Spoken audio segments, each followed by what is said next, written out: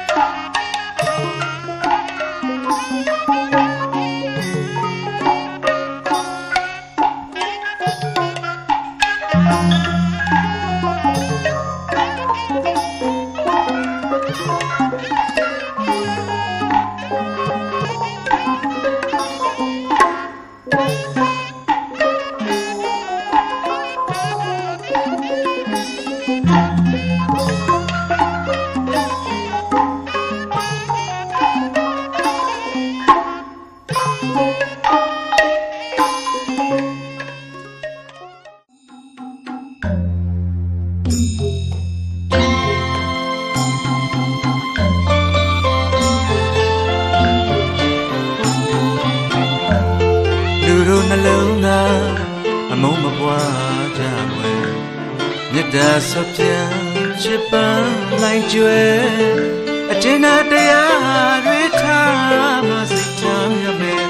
အမြဲကတွေးစားဝဲအသေးမှအေးမြမယ်စီရနာတွေမိုးဆွေရွာဖြိုးဝေပါကွယ်နှလုံးသားဝဲအမုန်းတရားပဲပြုံးများကျွဲလာစေဝဲ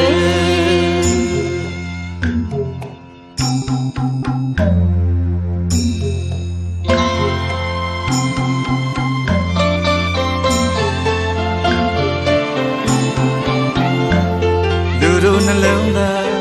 အမုန်းမပွားကြဝဲမြတ်တာဆော့ပြန်ချစ်ပန်းနိုင်ကျွဲအကျဉ်းတရားတွေထားမစိတ်ချမ်းရမယ်အမြဲကတွေးစားဝဲအသေးမှအေးမြမယ်စေရနာတွေမိုးဆွေရွာဖြိုးဝေပါကွယ်နှလုံးသားဝဲအမုန်းတရားပဲပြုံးများကျွဲလာစေွယ်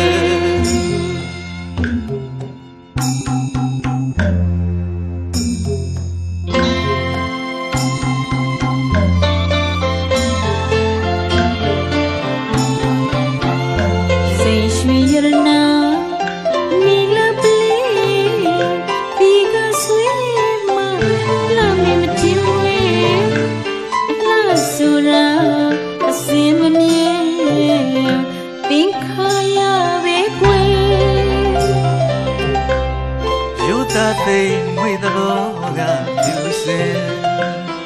လောကကိုအလားစင်နိုင်လိမ့်မယ်အစင်မြဲဘဝလာပါရေးဝဲရင်ထဲကအလားသာတွေ့ကွယ်ပြုံးမြမြနှလုံးလာပါစေကွယ်အမုန်းစကားဆိုကြစင်သာရည်နှလုံးသားကိုအလားစင်ပါကွယ်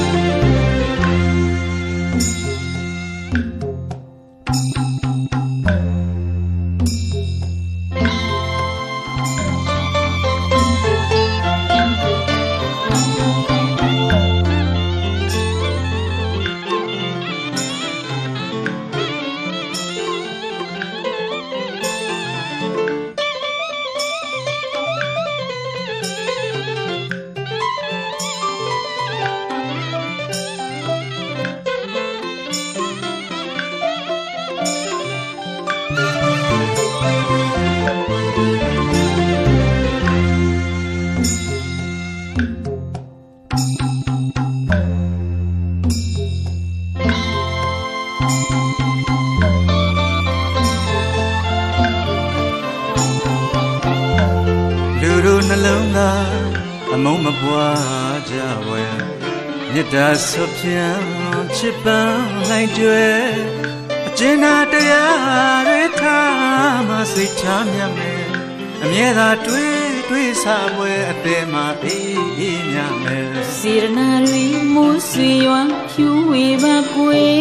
နှလုံးသားဝဲအမုန်းတရားပဲပြုံးမြကျွဲလာစေကွယ်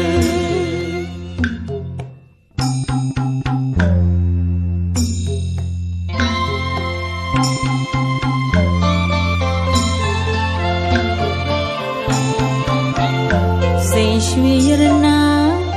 နီလာပလေဒီကဆွေမလာမေမထင်မွေအလှဆိုရာအစင်မမြဲပင်ခါရပဲကွယ်ရုပ်သားသိငွေတဘောကဖြူစင်လောကကိုအလှဆင်နိုင်လိမ့်မယ်အစင်မြဲဘဝလာပရေးဝဲရင်ထဲကအလှသာတွေ့ကွယ်အပြူမြတ်နှလုံးလာပါစေကွယ်အမုန်းစကားမဆိုကြစင်သာတကယ်နှလုံးသားကိုလှဆင်ပါကွယ်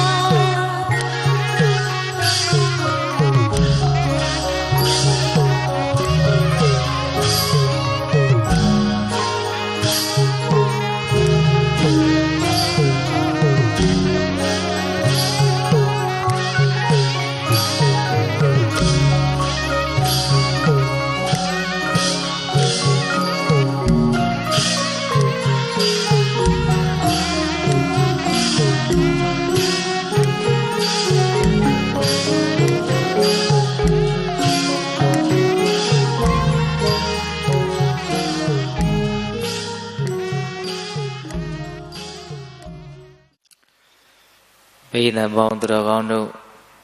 တဏှာဤပူပူလောက်အချင်းယူပြီးတော့မြတ်စွာဘုရားဟောကြားတော်မူခဲ့တဲ့တရားဒေသနာတော်တို့ကိုနာယူကြည်ညိုကြနှလုံးသွင်းမှတ်သားကြရအောင်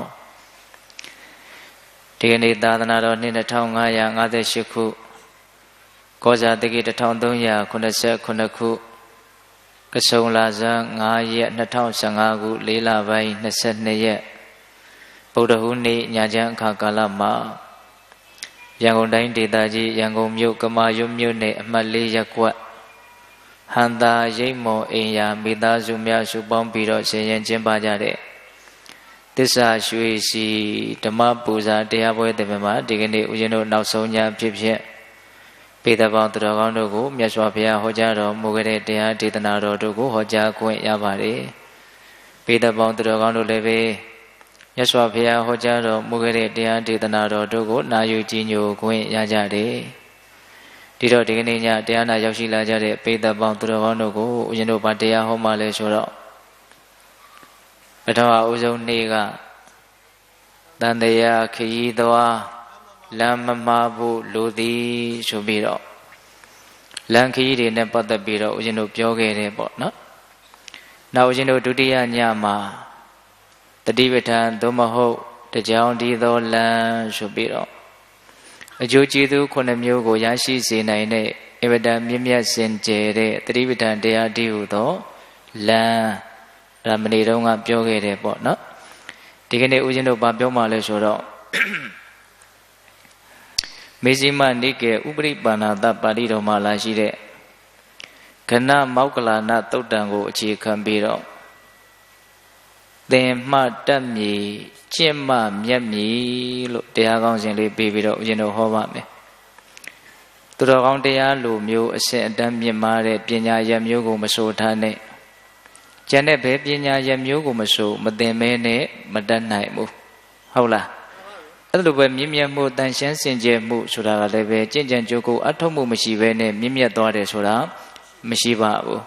ဒါကြောင့်ပေတပေါင်းသူတော်ကောင်းတို့သူတော်ကောင်းတရားတွေကိုကျင့်သုံးနိုင်ဖို့အတွက်တက်ကြွဖို့လိုပါတယ်တက်ဖို့ဆိုလို့ရှိရင်သင်ဖို့လိုတယ်ပေါ့ခုတရားနာတယ်ဆိုတာသင်ယူခြင်းတစ်မျိုးလို့မဆိုနိုင်ဘူးလားဗျာဆိုနိုင်တယ်သင်မှတတ်မည်ကျင့်မှမြတ်မည်တဲ့ဟုတ်လားမိမိတို့ရဲ့ဘဝမှာနိဗ္ဗာန်ချမ်းသာကိုမျက်မှောက်ပြုနိုင်သည့်အထိမြင့်မြတ်တန်ရှင်းစင်ကြယ်တဲ့ပုဂ္ဂိုလ်တစ်ယောက်ဖြစ်ချင်တယ်ဆိုရင်ကြင်ကြံကြိုးကိုအထောက်မှုမရှိဘဲနဲ့မဖြစ်နိုင်ဘူးပေါ့ဟုတ်လားဒါကြောင့်ဦးဇင်းတို့ပေတပေါင်းသူတော်ကောင်းတို့လမ်းကြောင်းတွေကိုဘယ်လိုပဲသိလမ်းတွေရဲ့အကျိုးကျေးဇူးတွေကိုဘယ်လိုပဲနားလည်ရှောက်လန်းမှုမရှိဘူးဆိုလို့ရှိရင်လိုရာပန်းတိုင်ကိုမရောက်နိုင်ဘူးပေါ့ဟုတ်လားအဲ့တော့ဦးဇင်းတို့မနေ့တုန်းကအင်မတန်မှမြင့်မြတ်တန်ရှင်းစင်ကြယ်တဲ့အကျိုးကျေးဇူးများစွာကိုဖြစ်ထွန်းစေနိုင်တဲ့အကောင်းဆုံးလမ်းဆိုတာကိုပေတပေါင်းသူတော်ကောင်းတို့ဦးဇင်းတို့တွေပြောခဲ့ကြတဲ့နားထောင်ခဲ့ကြတဲ့ပေါ့ဟုတ်လားအဲ့ဒီလမ်းကိုတရားဓမ္မတို့ဦးဇင်းတို့ဘယ်လိုပဲနားလည်ထားအကယ်၍ရှောက်လန်းမှုမရှိဘူးဆိုလို့ရှိရင်လိုရာပန်းနိုင်ကိုမရောက်နိုင်ဘူးပေါ့ဒါကြောင့်ဒီကနေ့နေကုန်းကျုပ်အနေနဲ့မိမိတို့ရဲ့ဝရိယကိုမြင့်တင်ပြီးတော့မိမိတို့ရဲ့တရားတရားကိုမြင့်တင်ပြီးတော့ကိုနားလေထားတဲ့အတိုင်းစွမ်းအားရှိသမျှကြင်ကြံကြိုးကိုအထောက်နိုင်ကြဖို့ဆိုတဲ့ရည်ရွယ်ချက်နဲ့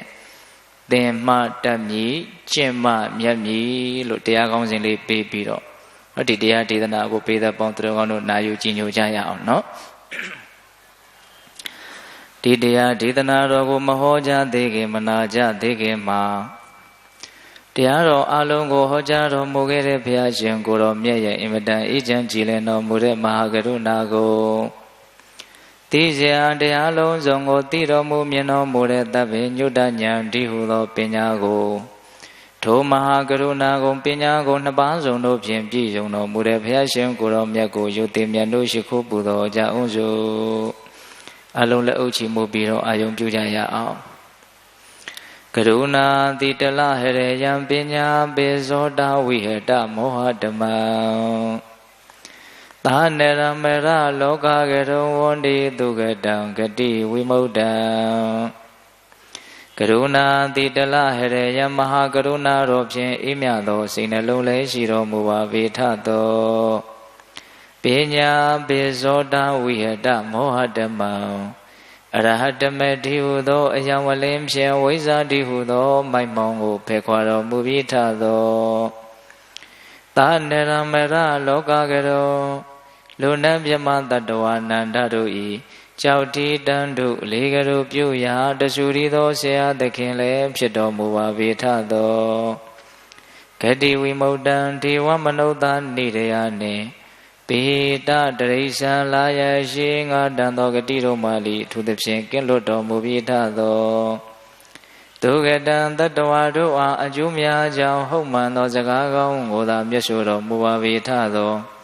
ဗုဒ္ဓံသစ္စာလေးရတရားမြတ်ကိုလက်ပေါ်တင်တာဗရမ ्या ကဲ့သို့ဖြတ်သားထင်းတင်သိမြင်ပေတတ်ဘုရားရှင်ကိုယ်တော်မြတ်ကြီးကို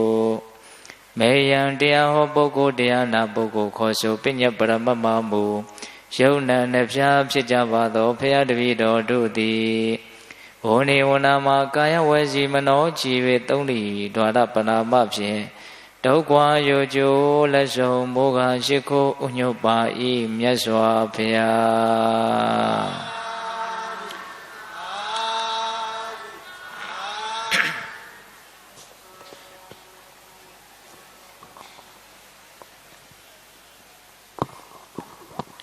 သင်္မ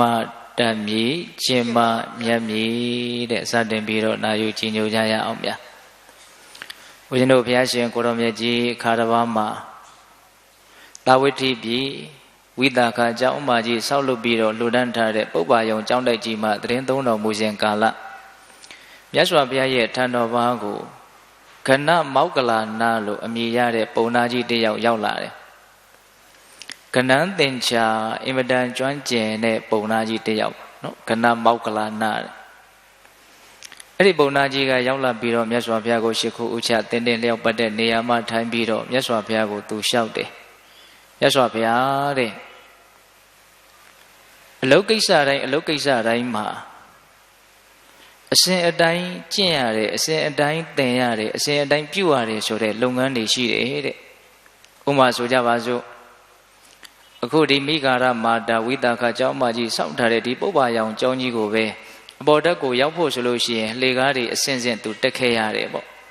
ဟုတ်လားကျောင်းရဲ့အပေါ်တက်ကိုရောက်ဖို့အတွက်လှေကားလေးတွေအစဉ်စဉ်သူတက်ခဲ့ရတယ်ပေါ့အဲ့ဒါလို့အစဉ်စဉ်လုပ်ရတယ်ဆိုတဲ့အလုပ်တွေရှိတယ်တဲ့ဘေးရင်ပညာဆိုလို့ရှိရင်လည်းပဲအစဉ်စဉ်လွယ်ကူရာကနေစပြီးတော့နည်းနည်းခက်ခဲတဲ့အဆင့်ထိရောက်အောင်သင်ရတယ်ပေါ့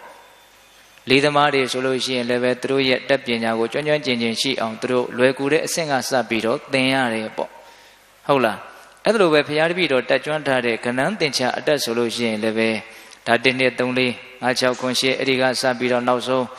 နောက်အပေါင်းနှုတ်အမြောက်အစားအစရှိသဖြင့်ကဏ္ဍသင်္ချာအတက်ကိုလည်းပဲ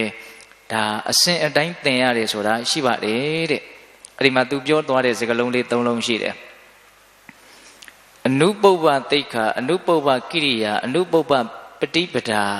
စကားလုံးလေး3လုံးပြောသွားအနုပုပ္ပသိက္ခာဆိုတာအစဉ်အတိုင်းသင်ရတယ်ဟုတ်တယ်ကဓမ္မတို့ဦးဇင်းတို့စာသင်ခဲ့တယ်ဆိုရင်ကာယိခဝေးပြီးတော့သင်္ဘုံကြီးပြီးတော့တဖြည်းဖြည်းနဲ့ဒါခက်ခဲနေနေတဲ့အကြောင်းအရာတွေကိုသင်ရတယ်ပေါ့အနုပုပ္ပသိက္ခာအနုပုပ္ပကိရိယာတွေအစဉ်အတိုင်းပြုရတာတွေရှိတယ်အနုပုပ္ပပฏิပဒါအစဉ်အတိုင်းကျင့်သွားရတာတွေရှိတယ်တဲ့ဟုတ်လားအဲ့လိုမျိုးအစဉ်အတိုင်းကျင့်သုံးရတာတွေသင်ကြားရတာတွေဟာနေပေအသီးသီးမှာရှိနေကြပါတယ်တဲ့အဲ့လိုပဲမြတ်စွာဘုရားရဲ့အဆုံးအမသာသနာမှာလည်းပဲအဲ့လိုအနုပုပ္ပသိက္ခာအနုပုပ္ပကိရိယာအနုပုပ္ပပฏิပဒါအစဉ်အတိုင်းကျင့်ရတယ်ဆိုတာတွေအစဉ်အတိုင်းပြုရတယ်ဆိုတာတွေအစဉ်အတိုင်းသင်ရတယ်ဆိုတာတွေမရှိဘူးလားလို့မေးတာဟုတ်လားမေးတဲ့အခါကျတော့မြတ်စွာဘုရားကပုံနာတဲ့ငါဘုရားရဲ့သာသနာမှာလည်းပဲအနုပုပ္ပသိက္ခာအစဉ်အတိုင်းသင်ရတယ်ဆိုတာတွေရှိတယ်အနုပုပ္ပကိရိယာအစဉ်အတိုင်းပြုရတယ်ဆိုတာတွေရှိတယ်အနုပုပ္ပပฏิပဒါအစဉ်အတိုင်းကျင့်သုံးရတယ်ဆိုတာတွေရှိတယ်တဲ့အဲ့ဒါကိုမြတ်စွာဘုရားကအသေးစိတ်မြတ်စွာဘုရားရဲ့အဆုံးအမလမ်းစဉ်အစဉ်အတိုင်းသင်ကြားပုံကလေး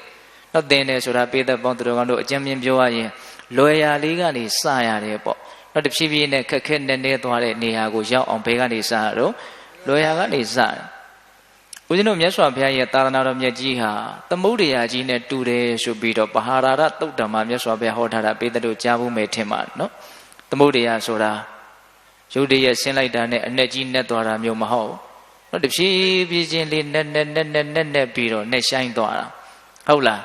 အဲ့လိုပဲမြတ်စွာဘုရားရဲ့သာသနာမှာစစချင်းအရဟတမေညာအရဟတဖို့ညာကိုရပြီးတော့ကိလေသာတွေကင်းသွားတာမဟုတ်ဘူးဟုတ်လားလွယ်ကူရာလေးတွေကနေစပြီးတော့ကျင့်သုံးရင်နဲ့တကယ်ခက်ခဲနေပြီးတော့မြင့်မြတ်တဲ့အဆင့်ကိုတဖြည်းဖြည်းနဲ့ရောက်သွားတာပေါ့အဲ့ဒါကိုမြတ်စွာဘုရားကပြောပြတာပုံနာတဲ့ငါဘုရားရဲ့သာသနာမှာလည်းပဲအနုပုပ္ပသိက္ခာအနုပုပ္ပကိရိယာအနုပုပ္ပပฏิပဒါအစဉ်တိုင်းသင်ရတယ်ပြုရတယ်ကျင့်ရတယ်ဆိုတာတွေရှိပါတယ်တဲ့အဲ့ဒါကိုမြတ်စွာဘုရားကအသေးစိတ်ရှင်းပြတယ်အဲ့ဒါဥစဉ်ကတော့အကျဉ်းမြင့်လေးပဲပြောမယ်ဟုတ်လား ပထမဦးဆုံးမြတ်စွာဘုရားရဲ့သာသနာကိုဝင်ပြီးတော့ယဟန်ပြုလာပြီယဟန်တစ်ပါးဖြစ်လာပြီဆိုလို့ရှိရင်မြတ်စွာဘုရားကဘယ်ကစပြီးတော့သူ့ကိုသင်ကြားပေးတော့ဘယ်ကစပြီးတော့ဆုံးမပေးတော့ဆိုတော့အေဟိတွန်ဘိက္ခုသီလဝါဟောဟိတဲ့ဘိက္ခုယဟန်အေဟိလာလောတွန်သင်သည်သီလဝါကိုချင်းသီလနဲ့ပြည့်စုံသည်ဟောဟိဖြစ်လောဟောပထမဦးဆုံးသင်ပေးတာဗါတဲ့တော့ကိုချင်းသီလအဲ့ဒီကိုချင်းသီလဆိုတာကပါတိမောက္ခတံဝရသီလလို့ယဟန်တော်တွေမှာ220ခုနှစ်သွယ်သောတိခါဘုတ်တွေရှိတယ်ပေါ့အဲ့ဒါတွေကိုကောင်းမွန်စွာမကျိုးမပေါက်မပြောက်မကျန်းအောင်စောင့်ထင်းရမယ်ကျင့်သုံးရမယ်အ ਨੇ ငယ်မြတ်သောအပြစ်ကိုကြီးကျယ်စွာသောဘေးလို့မြင်ရမယ်တဲ့ဟုတ်လားအနုမြူလေးလောက်ရှိတဲ့အပြစ်ကိုအင်မတန်ကြီးတဲ့ဘေးလို့မြင်ရမယ်တဲ့ဒီအသုံးနှုန်းလေးပြောသွားနော်မြတ်စွာဘုရားနော်အေးအဲ့လိုမိမိရဲ့ကိုချင်းသိက္ခာသီလတရားမြတ်စွာဘုရားဆုံးမထားတဲ့ဒီပါတိမောက္ခတံဝရသီလကိုပြည့်စုံအောင်တန်ရှင်းအောင်စောင့်ထင်းရမယ်ကျင့်သုံးရမယ်တဲ့အဲ့ဒါပထမဦးဆုံးမြတ်စွာဘုရားသင်ကြားပေးတဲ့အဆုံးအမအဲ့ဒါကိုကျင့်သုံးပြီးသွားပြီကျင့်သုံးနေပြီဆိုရင်မြတ်စွာဘုရားကတဆင့်တက်ပြီးတော့ဆုံးမတယ်တဲ့အေဟိတွန်ဘိက္ခုယဟန်အေဟိလာလောတွန်သင်သည်အိန္ဒရိယေတုဂௌတ္တဒွါရောဟောဟိတဲ့အိန္ဒရိယေတုမျက်စိနာနာလျှာကိုယ်စိတ်လို့ဆိုတဲ့အိန္ဒြေ6ပါးကိုဂௌတ္တဒွါရောစောင့်ရှောက်ထားတဲ့ပုဂ္ဂိုလ်ဖြစ်သည်ဟောဟိဖြစ်လောဟုတ်လားဒုတိယတဆင့်တက်ပြီးတော့မြတ်စွာဘုရားပေးတဲ့အဆုံးအမနော်မျက်စိနာနာလျှာကိုယ်စိတ်ဆိုပြီးတော့အိန္ဒြေဘယ်နှပါးရှိတယ်6ပါးရှိတယ်ဒီနေရာအိန္ဒြေဆိုတာအစိုးရခြင်းလို့အဓိပ္ပာယ်ရတယ်အိန္ဒြိယဆိုတာဘာတော့အစိုးရလားဒီတိုင်းနိုင်ငံကိုအစိုးရတဲ့မင်းကြီးတွေရှိတယ်ပေါ့နော်အေးအဲ့ဒါလိုပဲဒီခန္ဓာကိုယ်ကြီးမှာလည်းပဲအစိုးရတယ်ဆိုတဲ့သဘာဝတရားတွေရှိတယ်အစိုးရတယ်ဆိုတာကကိုယ်စိုးကိုယ်ပိုင်ဖြစ်စီရင်တိုင်းဖြစ်တဲ့အနေအထားမျိုးကိုဒီမှာပြောတာတော့မဟုတ်ဆိုကြပါစို့တတ္တိန်တရေဝိရိယိန်တရေတတိန်တရေတမာတရေပညိန်တရေဆိုပြီးတော့အိန္ဒြေ5ပါးရှိတယ်အဲ့ဒီအိန္ဒြေကိုဆိုလိုတာတော့မဟုတ်ဒီနေရာမှာအိန္ဒြေကမျက်စိနာနာလျှာကိုယ်စိတ်ဆိုတဲ့ဒီအာယတနာ6ပါးဟာလည်းပဲအိန္ဒြေထိုက်တယ်ပေါ့ဘာလို့သူတို့ကအိန္ဒြေထိုက်တာတုံးဆိုတော့မြင်တဲ့ကိစ္စမှာမျက်စိဟာအစိုးတရားရှိတယ်ပေါ့နားနဲ့မြင်ရင်လို့မရဘူးနှာခေါင်းနဲ့မြင်ရင်လို့မရဘူးဟုတ်လားသူ့ကိစ္စမှာသူဟာအစိုးအရဆုံးအရာလို့ဆိုကြပါစို့ဒါကြောင့်မျက်စိသည်အိန္ဒြေကြားတဲ့ကိစ္စမှာနားသည်အကြည်အမှုပဲသူအစိုးရတယ်ဒါကြောင့်နားသည်အိန္ဒြေအဲ့ဒီအိန္ဒြေ6ပါးကိုဘာလို့ရမှာတော့ဆိုတော့စောင့်စည်းရမယ်တဲ့ဒုတိယပေးတဲ့အဆုံးမနော်အိန္ဒြိယေတုဂௌတ္တဒွါရောဟောဟိမျက်စိနာနာလျှာကိုယ်စိတ်ဆိုတဲ့အိန္ဒြေ6ပါးကိုစောင့်စည်းရမယ်စောင့်စည်းတယ်ဆိုတာဘလို့စောင့်စည်းရမှာတော့ဆိုကြပါစို့စက္ခုနာရူပံဒိဋ္ဌဝါမျက်စိဖြင့်အစင်းတစ်ခုကိုမြင်လိုက်တယ်မြင်လိုက်ပြီဆိုကြပါစို့အဲ့ဒါလို့ဆိုရင်နနိမိတကာဟိနာနုပြင်စနကာဟိတဲ့ဟောမြတ်စွာဘုရားသင်ပေးတယ်နနိမိတကာဟိဆိုတာဘာပြောတာတော့ယောက်ျားမိန်းမလှတယ်မလှဘူးအစရှိသဖြင့်အကျဉ်းသာဆွဲယူတဲ့နမိတ်တွေကိုစိတ်ထဲမှာမဆွဲယူရဘူးဟုတ်လားနနိမိတကာဟိဒါယောက်ျားလေးပဲဒါမိန်းကလေးပဲဒါလှတယ်ဒါမလှဘူးလို့အဲ့ဒါလို့နမိတ်မဆွဲရဘူးပေါ့ဟုတ်လားပြီးတော့နာနုပြင်စနကာဟိတဲ့နော်ပြုံးဟန်ရေဟန်အသေးစိတ်ချစ်စရာကောင်းတဲ့မုန်းစရာကောင်းတဲ့အစရှိသဖြင့်အသေးစိတ်အမူအရာလေးတွေကိုလည်းပဲမမှတ်ရဘူးတဲ့ဟုတ်လားအဲ့ဒါလို့ဆိုလို့ရှိရင်တရားဓမ္မတို့အခဏရဲ့တဏ္ဍာမှာယာဂဒေါသတွေဟာဖြစ်လာမှာနော်အဲ့လိုယာဂဒေါသမဖြစ်ရအောင်မြင်တာနဲ့ပတ်သက်ပြီးတော့နနိမိတကာဟိနာနုပြင်စနကာဟိတော့ဒါယောက်ျားလေးပဲမိန်းကလေးပဲလှတဲ့အိုတဲ့သူ့ရဲ့အသေးစိတ်ပုံပန်းတန်တဲ့အမူအရာဓာတ်တွေကိုဦးဇင်းတို့ပိဿပေါင်းတော်မှတ်သားလိုက်မယ်ဆိုလို့ရှိရင်စိတ်ထဲမှာချစ်ချင်းမုန်းချင်းဆိုတာကဖြစ်လာမယ်ပေါ့ချစ်ချင်းဆိုတာဒီနေရာမှာလောဘအဘိဇ္ဇာတရားမုန်းချင်းဆိုတာကတော့ဒေါမနတဗျာပါဒတရားဒါကိုရည်ညွှန်းဟုတ်လားအဲ့တော့မြတ်စွာဘုရားကကိုယ့်ရဲ့ဒီမျက်စိလေးကိုတတိတရားနဲ့မဆောင်စည်းလိုက်လို့အဲ့ဒါလို့လောဘဒေါသဖြစ်လာပြီဆိုလို့ရှိရင်ငါရဲ့စိတ်ဟာပင်ပန်းသွားလိမ့်မယ်ပူလောင်သွားလိမ့်မယ်ဒါကြောင့်ဒီမျက်စိကိုငါဆောင်စည်းမှဖြစ်မယ်ဆိုပြီးတော့ကိုယ့်ရဲ့မျက်စိကိုတတိနဲ့ဘာလို့တုံးဆိုတော့ဆောင်စည်းတယ်တဲ့အဲ့ဒါအိန္ဒြိယေတုဂௌတ္တဒွါရောဆိုတာအဲ့ဒါပဲမျက်စိကိုဆောင်စည်းတယ်အဲ့လိုပဲကြားတဲ့ကိစ္စနဲ့ပတ်သက်ပြီးတော့လောဘဒေါသမဖြစ်ရလေအောင်ဆောင်စည်းတယ်နော်နမ်းရှူတဲ့ကိစ္စနဲ့ပတ်သက်ပြီးတော့စားတော့တဲ့ကိစ္စနဲ့ပတ်သက်ပြီးတော့တွေးထိတဲ့ကိစ္စနဲ့ပတ်သက်ပြီးတော့တွေးကြံတဲ့ကိစ္စနဲ့ပတ်သက်ပြီးတော့မိမိရဲ့တဏ္ဍာမှာလောဘဒေါသယာဂဒေါသများမဖြစ်ရအောင်စောင့်စည်းတာကို အိန္ဒြိယေတုဂုတ္တဒွါရောအိန္ဒြိတို့ကိုစောင့်ကြည့်တယ်လူငယ်တွေနားလေအောင်ဦးဇင်းတို့အပေါ်ယံလေးပြောရမယ်ဆိုရင်တော့ကြည့်ကျင်တိုင်းမကြည့်နဲ့နားထောင်ကျင်တိုင်းနားမထောင်နဲ့ပေါ့ကြည့်ကျင်တိုင်းစွတ်ကြည့်နေမယ်ဆိုလို့ရှိရင်ဒီမြင်ရတာကိုအကြောင်းပြုပြီးတော့ယာဂဒေါသတွေများစွာဖြစ်နိုင်တယ်ပေါ့ယာဂဒေါသဖြစ်ပြီးဆိုရင်ကိုယ့်ရဲ့စိတ်နှလုံးဟာအ ਨੇ ဆုံးတော့ပင်ပန်းနဲ့ဆင်းရဲတဲ့ပိုးလောင်တယ်မဒိနိုင်မသိနိုင်ဖြစ်လာပြီဆိုရင်တော့ကာယကဝစီကံတောင်းကျမ်းတဲ့အဆင့်တွေပါရောက်သွားနိုင်တယ်ပေါ့ဟုတ်ရဲ့လားဒါကြောင့်မြတ်စွာဘုရားကဒုတိယတဆင့်တက်ပြီးတော့ပေးတဲ့အဆုံးအမနော်အိန္ဒြေ6ပါးကိုဘာလို့မှတဲ့တော့စောင့်စည်းရမယ်တဲ့ဘယ်နှချက်ရှိသွားပြီတော့နှစ်ချက်ရှိသွားပြီနော်ပထမပေးတဲ့အဆုံးအမကသီလဝါဟောဟိသီလနဲ့ပြည့်စုံရမယ်လူတွေဆိုရင်တော့၅ပါးသီလပြည့်စုံရမယ်ပေါ့ဟုတ်လားအေးနောက်ဦးဇင်းတို့အဲ့ဒါလိုမြတ်စွာဘုရားဆုံးမပြီးတဲ့နောက်မှာတဆင့်တက်ပြီးတော့တဲ့တတိယမြောက်မြတ်စွာဘုရားဆုံးမတယ်ဘယ်လိုဆုံးမတော့ဆိုတော့အေဟိတုံဘိက္ခုဘောဇနီမတ္တင်ညုဟောဟိတဲ့ဘိက္ခုယဟန်အေဟိလာလောတွန်သင်သည်ဘောဇနီမတ္တင်ညုအစားအသောက်မှာအတိုင်းရှိသိတဲ့သူသည်ဟောဟိဖြစ်လောဟောစားတဲ့တောက်တဲ့ကိစ္စမှာအတိုင်းရှိသိရမယ်စားတာတောက်တာနဲ့ပတ်သက်ပြီးတော့နော်ဉာဏ်ပညာကင်းစွာစားတာတောက်တာမျိုးမဖြစ်ရဘူးနော်အစားအသောက်ကဘဝမှာတော်တော်အရေးကြီးတယ်လို့ဦးဇင်းတို့ဒေသနာတော်တွေကိုလေ့လာကြည့်ရင်သိရတယ်ပေါ့နော်အဲ့ဒီကိစ္စကိုမြတ်စွာဘုရားကအလွန်ဦးစားပေးပြီးတော့ရှေ့တန်းတင်ပြီးတော့ဟောတယ်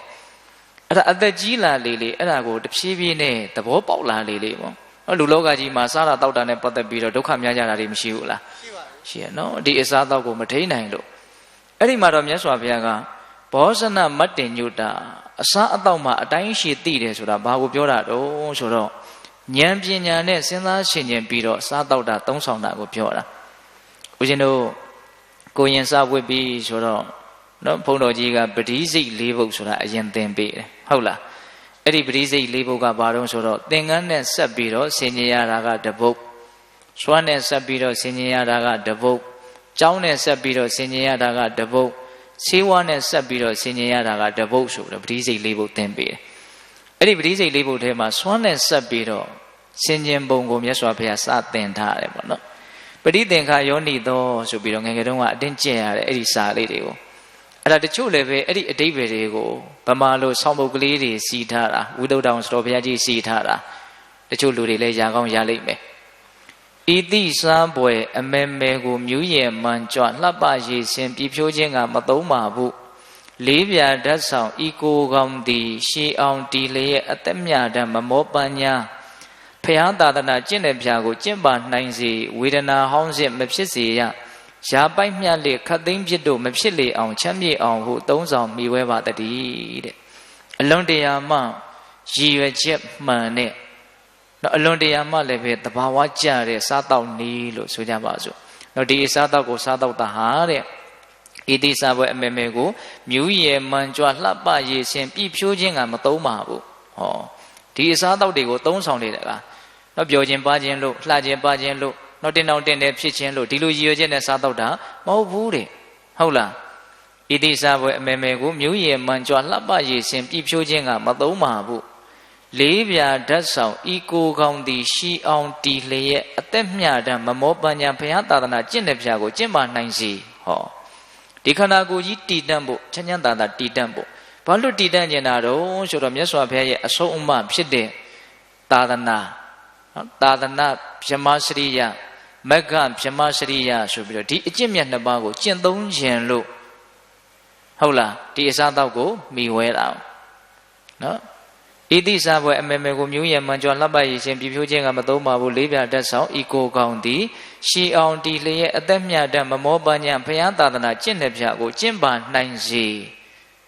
ကောင်းတာတွေလုံနိုင်ဖို့အတွက်ဒီအစားတောက်ကိုစားတယ်ဆိုတဲ့အဓိပ္ပာယ်ပေါ့နော်ကျင့်ပါနိုင်စေ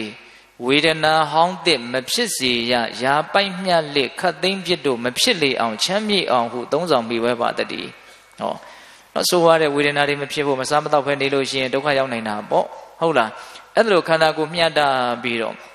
ချမ်းချမ်းသာသာရှိဖို့အတွက်ဒီအစာအာဟာရကိုသုံးဆောင်မိဝဲတယ်နော်ရှားအရသာခံစားခြင်းလို့သုံးဆောင်တာမဟုတ်ဘူးဆိုတဲ့အဓိပ္ပာယ်ကိုတခါတည်းပြောပြီးသားဖြစ်သွားတယ်ပေါ့နော်ဒါကြောင့်မြတ်စွာဘုရားကအဲ့ဒါလိုမှန်ကန်တဲ့ရည်ရွယ်ချက်နဲ့အစာအာဟာရကိုဘာလုပ်ရမလို့သုံးဆောင်မိဝဲရမယ် အဲ့ဒါတတိယမြောက်တဆင့်တက်ပြီးတော့မြတ်စွာဘုရားပေးတော်မူခဲ့တဲ့အဆုံးအမဩနော်အဲ့ဒါလိုကျင့်သုံးနေပြီဆိုရင်နောက်ထပ်တဆင့်တက်ပြီးတော့အေဟိတုံဘိက္ခုယဟန်အေဟိလာလောတွန်တင်သည်ဟောဘာလို့ရမလို့ရှက်ပြီးတော့နော်ဇာဂရိယအနုယုတ်တော်ဝိဟရာဟိတဲ့ဟောဇာဂရိယအနုယုတ်တော်နိုးချမှုနဲ့ရှင်သောသူသည်ဟောဟိဝိဟရာမိနော်နေတဲ့ပုဂ္ဂိုလ်သည်ဖြစ်လောနော်နိုးချမှုနဲ့ရှင်ပြီးတော့ဝိဟရာဟိနေတော့နော်ဘယ်လိုနေရမှာတော့ဆိုတော့နိုးချမှုနဲ့ရှင်ပြီးတော့နေရမယ်နော်လေးခုမြောက်ပေးတဲ့အဆုံးအမနိုးချမှုနဲ့ရှင်ပြီးတော့နေတာကိုဘလို့အဓိပ္ပာယ်ဆက်ပြီးတော့မြတ်စွာဘုရားဖွင့်ပြတော့ဆိုတော့တနေကုန်လုံးညမပါဘူးပေါ့နော်နေမှာဘလို့နေရမှာတော့ဆိုတော့တဲ့ဈဉ္ဉံသွားခြင်းထိုင်ခြင်းဆိုတဲ့ဣရိယာပုနှစ်ခုဟုတ်လားဈဉ္ဉံသွားတာရဲ့ထိုင်တာရဲ့အဲ့ဒီဣရိယာပုနှစ်ခုနဲ့ကိုယ့်ရဲ့စိတ်ထဲမှာនិဝရဏတရားတွေဝင်မလာအောင်စိတ်ကိုတန့်ရှင်းအောင်စင်ကြယ်အောင်ထားရမယ်တဲ့နော်ဈဉ္ဉံသွားခြင်းထိုင်ခြင်းဆိုတဲ့ဒီဣရိယာပုနှစ်ခုနဲ့စိတ်ထဲမှာនិဝရဏတရား၅ပါးဝင်မလာအောင်စောင့်စည်းပြီးတော့ဖြူရှင်းအောင်ကြိုးစားရမယ်ပေါ့និဝရဏတရား၅ပါးဆိုတာပေးသူတို့သိပါတယ်နော်និဝရဏဆိုတာကအမှန်တရားတွေကိုမသိအောင်မမြင်အောင်ဖုံးကွယ်ထားတဲ့သဘောနော်အပိတ်အပင်အတားအဆီးအကာအကွယ်လို့အဓိပ္ပာယ်ရတဲ့និဝရဏဆိုတာတို့တရားဓမ္မတို့ဥယျာဉ်တို့ချမ်းသာတဲ့ချမ်းသာမှနိဗ္ဗာန်ဆိုတဲ့တရားသူတရားမြတ်ကိုမသိအောင်မမြင်အောင်ဖုံးကွယ်ထားတယ်ပေါ့နော်လူငယ်တွေနားလည်အောင်ပြောရမယ်ဆိုတော့လေးနဲ့တဲ့အမှန်တရားတွေကိုမသိမြင်အောင်ဖုံးကွယ်ထားတယ်ပေါ့အဲ့ဒါလိုဖုံးကွယ်နိုင်စွမ်းရှိတဲ့တရားဘယ်နှမျိုးတော့၅မျိုးနံပါတ်1ကာမိဆန္ဒនិဝရဏနော်ကာမိဆန္ဒဆိုတာကာမဂုဏ်အာယုန်တွေရဲ့အပေါ်မှာအလိုဆန္ဒတွေရှိနေတာနော်မြင်ခြင်းနေတာကြားခြင်းနေတာနမ်းရှုခြင်းနေတာစားတောက်ခြင်းနေတာတွေ့ထိခြင်းနေတာအဲ့ဒါကိုဘာလို့ခေါ်မလို့ကာမိဆန္ဒသူဒီအမှန်တရားကိုမသိအောင်မမြင်အောင်ဖုံးကွယ်နိုင်သောအစွမ်းတတိရှိတယ်နောက်ဦးဇင်းတို့ဗျာပါဒនិဝရဏတဲ့ဗျာပါဒဆိုတာဒေါသကိုပြောတာမကြည်မနှက်ဖြစ်နေတာစိတ်တိုးနေတာစိတ်ဆိုးနေတာစိတ်ပြက်နေတာဝမ်းနေနေတာပူဆွေးနေတာစိုးရိမ်နေတာလွမ်းဆွတ်နေတာစိတ်တိုင်းမကြတာတွေနော်ဒါတွေဟာဘာတွေလဲလို့မေးရင်ဒေါသပေါ့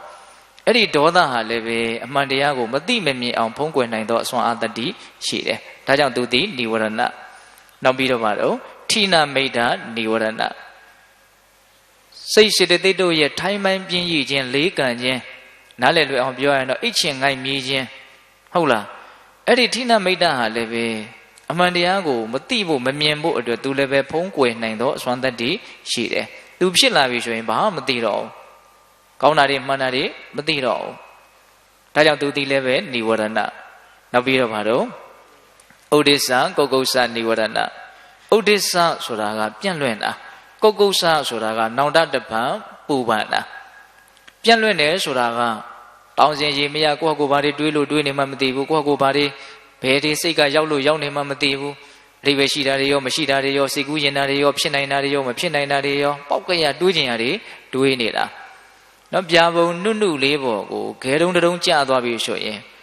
နော်ပြာလေးတွေကနုနုလေးတွေဆိုတော့ထောင်းကနေတခါတည်းမိကိုငွေလေးတွေလိုထသွားတယ်ပေါ့အဲ့လိုပဲကိုယ့်ရဲ့စိတ်ဟာနော်ပြန့်လွင်ပြီးတော့ဖြစ်နေတာဟုတ်လားဒါလည်းပဲនិဝရဏတရားတစ်မျိုးပေါ့ဥဒိစ္စရဲ့ပြီးတော့ကုက္ကုစ္စရဲ့ဟောတွဲပြီးတော့သုံးထားတယ်အဓိပ္ပာယ်ကတော့သိမ့်မတူဘူးဒါပေမဲ့ဆက်ဆက်မှုတော့ရှိတယ်ကုက္ကုစ္စဆိုတာကဟောလူတွေကနှမျောဝင်တို့တာကိုတချို့ကကုက္ကုစ္စလို့ပြောကြတာရှိတယ်ဟောတန်တရားတွေသိကြည့်တာကိုကုက္ကုစ္စလို့တချို့ပြောကြတာရှိတယ်အဲ့ဒါကမှားယွင်းသောပြောဆိုမှုတွေပါကုက္ကုစ္စဆိုတာဘာလို့လို့မေးရင်နောင်တတပံပူလောင်တာလှုပ်လိုက်မိတဲ့မကောင်းမှုအကုသိုလ်တွေနဲ့ပတ်သက်ပြီးတော့တွေးပြီးတော့ပြုံးမိမှလေခြင်းပြုမိမှလေခြင်းတွေးမိမှလေခြင်းနောင်တနဲ့ပူတာမလုံးမိသောကုသိုလ်တရားတွေနဲ့ပတ်သက်ပြီးတော့ငါလွတ်လွတ်သွားပြီးရှုံရှုံသွားပြီးအခွင့်အရေးတွေလွဲချော်သွားပြီးအစကြီးတည်းတွေးပြီးတော့ပူတာပြုမိသောအကုသိုလ်မပြုမိသောကုသိုလ်ဒီတရားနဲ့ချက်နဲ့ပတ်သက်ပြီးတော့နောင်တနဲ့ပူတဲ့သဘောကိုကုက္ကုစ္စအဲ့ဒီဥဒိစ္စကုက္ကုစ္စသည်လည်းပဲအမှန်တရားကိုသိမြင်မှုမရှိအောင်ဖုံးကွယ်နိုင်သောအစွမ်းရှိတဲ့အတွက်ကြောင့်သူသည်လည်းပဲនិဝရဏဟုတ်လားနောက်ဦးဇင်းတို့၅ခုမြောက်និဝရဏကတော့ဝိသိကိစ္စဝိသိကိစ္စဆိုတာကသူတော်ကောင်းတရားနဲ့ပတ်သက်ပြီးတော့ဘုရားတရားတန်ခါနဲ့ပတ်သက်ပြီးတော့တန်တရားတွေဖြစ်နေတာစိတ်ထဲမှာမဝေခွဲနိုင်တာဆုံးဖြတ်ချက်မချနိုင်တာရှေ့တူကမလိုလိုနောက်ဆိုရမလိုလိုနော် ကျန်ကနေမှာတော့လမ်းနှစ်ခွနဲ့တူတယ်လို့ဥပမာပေးတယ်နော်ဆိုကြပါစို့အဖို့တန်တဲ့ပစ္စည်းဥစ္စာတွေကိုသေဆောင်ပြီးတော့လာတယ်လူတယောက်အဲ့ဒါနောက်ကလူစိုးတစ်ခုတွေကတိတော့လူမဲရက်မဲရှုပြီးတော့လိုက်တယ်အဲ့ဒါသူရှိကနေပြီးတော့အဖို့တန်ယတနာဥစ္စာပစ္စည်းကိုပိုက်ပြီးတော့ပြေးတယ်ပေါ့အဲ့လိုပြေးရင်းနဲ့လမ်းနှစ်ခွကိုတွေ့တယ်တဲ့ဟောလမ်းကဘယ်ဘက်တလမ်းညာဘက်တလမ်းဘယ်သွားရမှမသိဘူးတလန်းလန်းကိုရွေးပြီးတော့သွားလိုက်ရင်တခိုးတွေရဲ့လက်ကသူလွတ်သွားเสียရှိတယ်ပေါ့သို့တော်သူကဘယ်လမ်းကိုမှပြီးပြင်းပြင်းမရွေးချင်နိုင်ဘူးတွေးပြီးတော့လမ်းတစ်ခွမှာရက်နေတယ်ပေါ့အဲ့လိုရက်နေတော့ဘာဖြစ်တုံးဆိုတော့လူဆိုးတွေကမှီလာတော့သူရဲ့ပစ္စည်းတွေကိုလူယူမယ်သို့မဟုတ်သူ့ကိုနှိပ်စက်မယ်သူဟာအကျိုးမဲ့ပစ္စည်းချင်းဖြင့်ပစ္စည်းသွားတယ်အဲ့လိုပဲဝိသိကိစ္စဆိုတာလမ်းနှစ်ခွနဲ့တူတယ်လို့တွေးတာပဋ္ဌာန်ဆိုမြတ်စွာဘုရားအဲ့လိုဟောဟုတ်လားအဲ့ဒီဝိသိကိစ္စဟာလည်းပဲနော်အကျိုးမဲ့တွေးခြင်းဖြင့်တွေးပြီးတော့အမှန်တရားတွေကိုသိမြင်နားလည်မှုမရှိအောင်ဖုံးကွယ်နိုင်တဲ့အစွမ်းရှိတယ်ဒါကြောင့်သူလည်းនិဝရဏအဲ့ဒါနိုးချမှုနဲ့ရှင်တယ်ဆိုတာဘာကိုပြောတာတုံးဆိုတော့နေ့အခါမှာနော်ထိုင်ခြင်းဈဉ္ဉံသွားခြင်းဆိုတဲ့ဣရိယာပုနှစ်မျိုးလျောင်းဆက်ခြင်းဆိုတဲ့ဣရိယာပုမပါဘူးနော်ဟုတ်လားဒါပေမဲ့နေ့ကိုတုံးလုံးမလဲရဘူးဆိုတဲ့အတိပ္ပယ်ပါပဲတကယ်နုံနုကြားကြားရှိတဲ့ပုဂ္ဂိုလ်ဆိုတာဟုတ်လားထိုင်ခြင်းရဲ့နော်ဈဉ္ဉံသွားခြင်းရဲ့အဲ့ဒီနှစ်ခုနဲ့ဒီစိတ်ထဲမှာនិဝရဏတရားမဖြစ်အောင်သူတန့်ရှင်းအောင်ကြိုးစားတယ်။ကိုင်ညကြတော့ဘယ်လိုလဲ။ညဥယံနော်ဆိုကြပါစို့ညကို12နာရီပိုင်းလိုက်ပေါ့နော်။ပိုင်းလိုက်လို့ရှိရင်တစ်ပိုင်းတစ်ပိုင်းကို3ပိုင်းပိုင်းမယ်ဆိုရင်တစ်ပိုင်းကို4နာရီလောက်ရှိမယ်ပေါ့ဟုတ်လား။အဲ့တော့ဦးဇင်းတို့6နာရီလောက်ကနေပြီးတော့9နာရီ10နာရီ9နာရီ10နာရီလောက်ထိပေါ့ဟုတ်လား။အဲ့ဒီလောက်ထိကိုညဥယံလို့ထားလိုက်ပါတော့အကြံမြင့်ပေါ့။9နာရီလောက်ကစပိုင်းမယ်ဆိုရင်လည်း17နာရီလောက်ထိပေါ့ဒါကတော့ရာသီဥတုအနေထားကြည့်ပြီးတော့ပိုင်းပေါ့အဲ့ဒီညာဥယံမှာလည်းပဲထိုင်ခြင်းဈဉ္ဉံသွားခြင်းဖြင့်និဝရဏတရားတွေကိုတန်းစင်စေရမယ်ဟောအတန်းကောင်ရံရောက်ပြီဟုတ်လား17နာရီလောက်ကနေပြီးတော့နာရီပြန်3ချက်လောက်ထိဓမ္မမဟုတ်10နာရီလောက်ကနေနာရီပြန်2ချက်လောက်ထိပေါ့ဟုတ်လားအဲ့ဒီအချိန်ကိုဘာလို့ရမလို့ဆိုတော့အိတ်ဆက်ရမယ်တဲ့အိတ်တဲ့နေရာမှာလည်းပဲအိတ်ပုံအိတ်နီးကဆိုမြတ်စွာဘုရားကသင်တာဒါကတော့ယဟန်တော်တွေကိုသင်တာလူတွေအနေနဲ့တော့ကျင့်ဖို့ကတော့တဲတော့မလွယ်ဘူးလို့ထင်ပါတယ်ဘလို့သင်ပေးတာတော့ဆိုတော့နော်လက်ရနံတောင်းဖြင့်လျောင်းဆက်ရမယ်နော်လက်ရနံတောင်းဖြင့်လျောင်းတယ်ဆိုတာကလက်ရခြေထောက်ကိုအောက်ကထားရမယ်နော်ပတ်သက်လန်ပြီးတော့အိတ်တာမဟုတ်နော်လက်ရနံတောင်းဖြင့်လျောင်းတယ်ဆိုတာနော်လက်ရဘက်ကိုအောက်ကထားပြီးတော့အဲ့ဒီလက်ရခြေဘောကိုလက်ဝဲခြေလေးကနည်းနည်းလေးလွန်ပြီးတော့တင်ထားရမယ်ပြပြလျှော့လျှော့လေးပေါ့ဟုတ်လားအဲ့ဒါတတိတံမစင်မကင်းမဲနဲ့ထမယ်ငါပြန်ထမယ်ဆိုတဲ့စိတ်နဲ့ဟောအဲ့လိုစိတ်ကိုထားပုံထားနည်းကိုတခါလဲသင်တာမြတ်စွာဘုရားဟုတ်လားပြန်ထမယ်ဆိုတဲ့စိတ်နဲ့ဘာလို့ရမလဲဆိုတော့အိပ်ဆက်ရမယ်တဲ့နော်အနာယူဖို့ဆိုတာလဲလိုသေးတာဟုတ်လားအေးအဲ့လိုမျိုးဦးဇင်းတို့တန်းကောင်ရံမှာအိပ်ဆက်ပြီးတော့နိုးလာပြီဆိုတော့မိုးတောင်ရံမှာသောတတော်ကပြောခဲ့တဲ့ဈဉ္ဉံသွားခြင်းထိုင်ခြင်းဖြင့်နော်ဘာလို့အောင်ဆိုတော့និဝရဏတရားတွေဝင်မလာအောင်ကြိုးစားရမယ်အဲ့ဒါနိုးချမှုနဲ့ရှင်သည်ဖြစ်လို့ဆိုတာအဲ့ဒါပဲအဲ့တော့ဦးဇင်းတို့ဘေးသားပေါင်းတော်ကောင်းတို့အဆုံးအမတွေကတဖြည်းဖြည်းနဲ့ခက်ခက်နဲနဲလာတဲ့အပိုင်းကိုရောက်မလာဘူးလားရောက်လာတယ်နော်ပထမသီလနဲ့ပြည်စုံအောင်ကြိုးစားရမယ်ဒုတိယအိန္ဒြေ6ပါးကိုစောင့်စည်းရမယ်တတိယအစားအသောက်မှာအတိုင်းရှိကိုသိရမယ်အခု၄ခုမြောက်ပါပြောပြပြီတော့နိုးချမှုနဲ့ရှင်ပြီးတော့နေရမယ်အဲ့ဒါလို့သင်ပြီးတဲ့နောက်မှာမြတ်စွာဘုရားကအဲ့ဒီယဟန်ကိုတဆင့်တက်ပြီးတော့ဆုံးမတယ်တဲ့အေဟိတွန်ဘိက္ခုယဟန်အေဟိလာလို့တွန်သင်သည်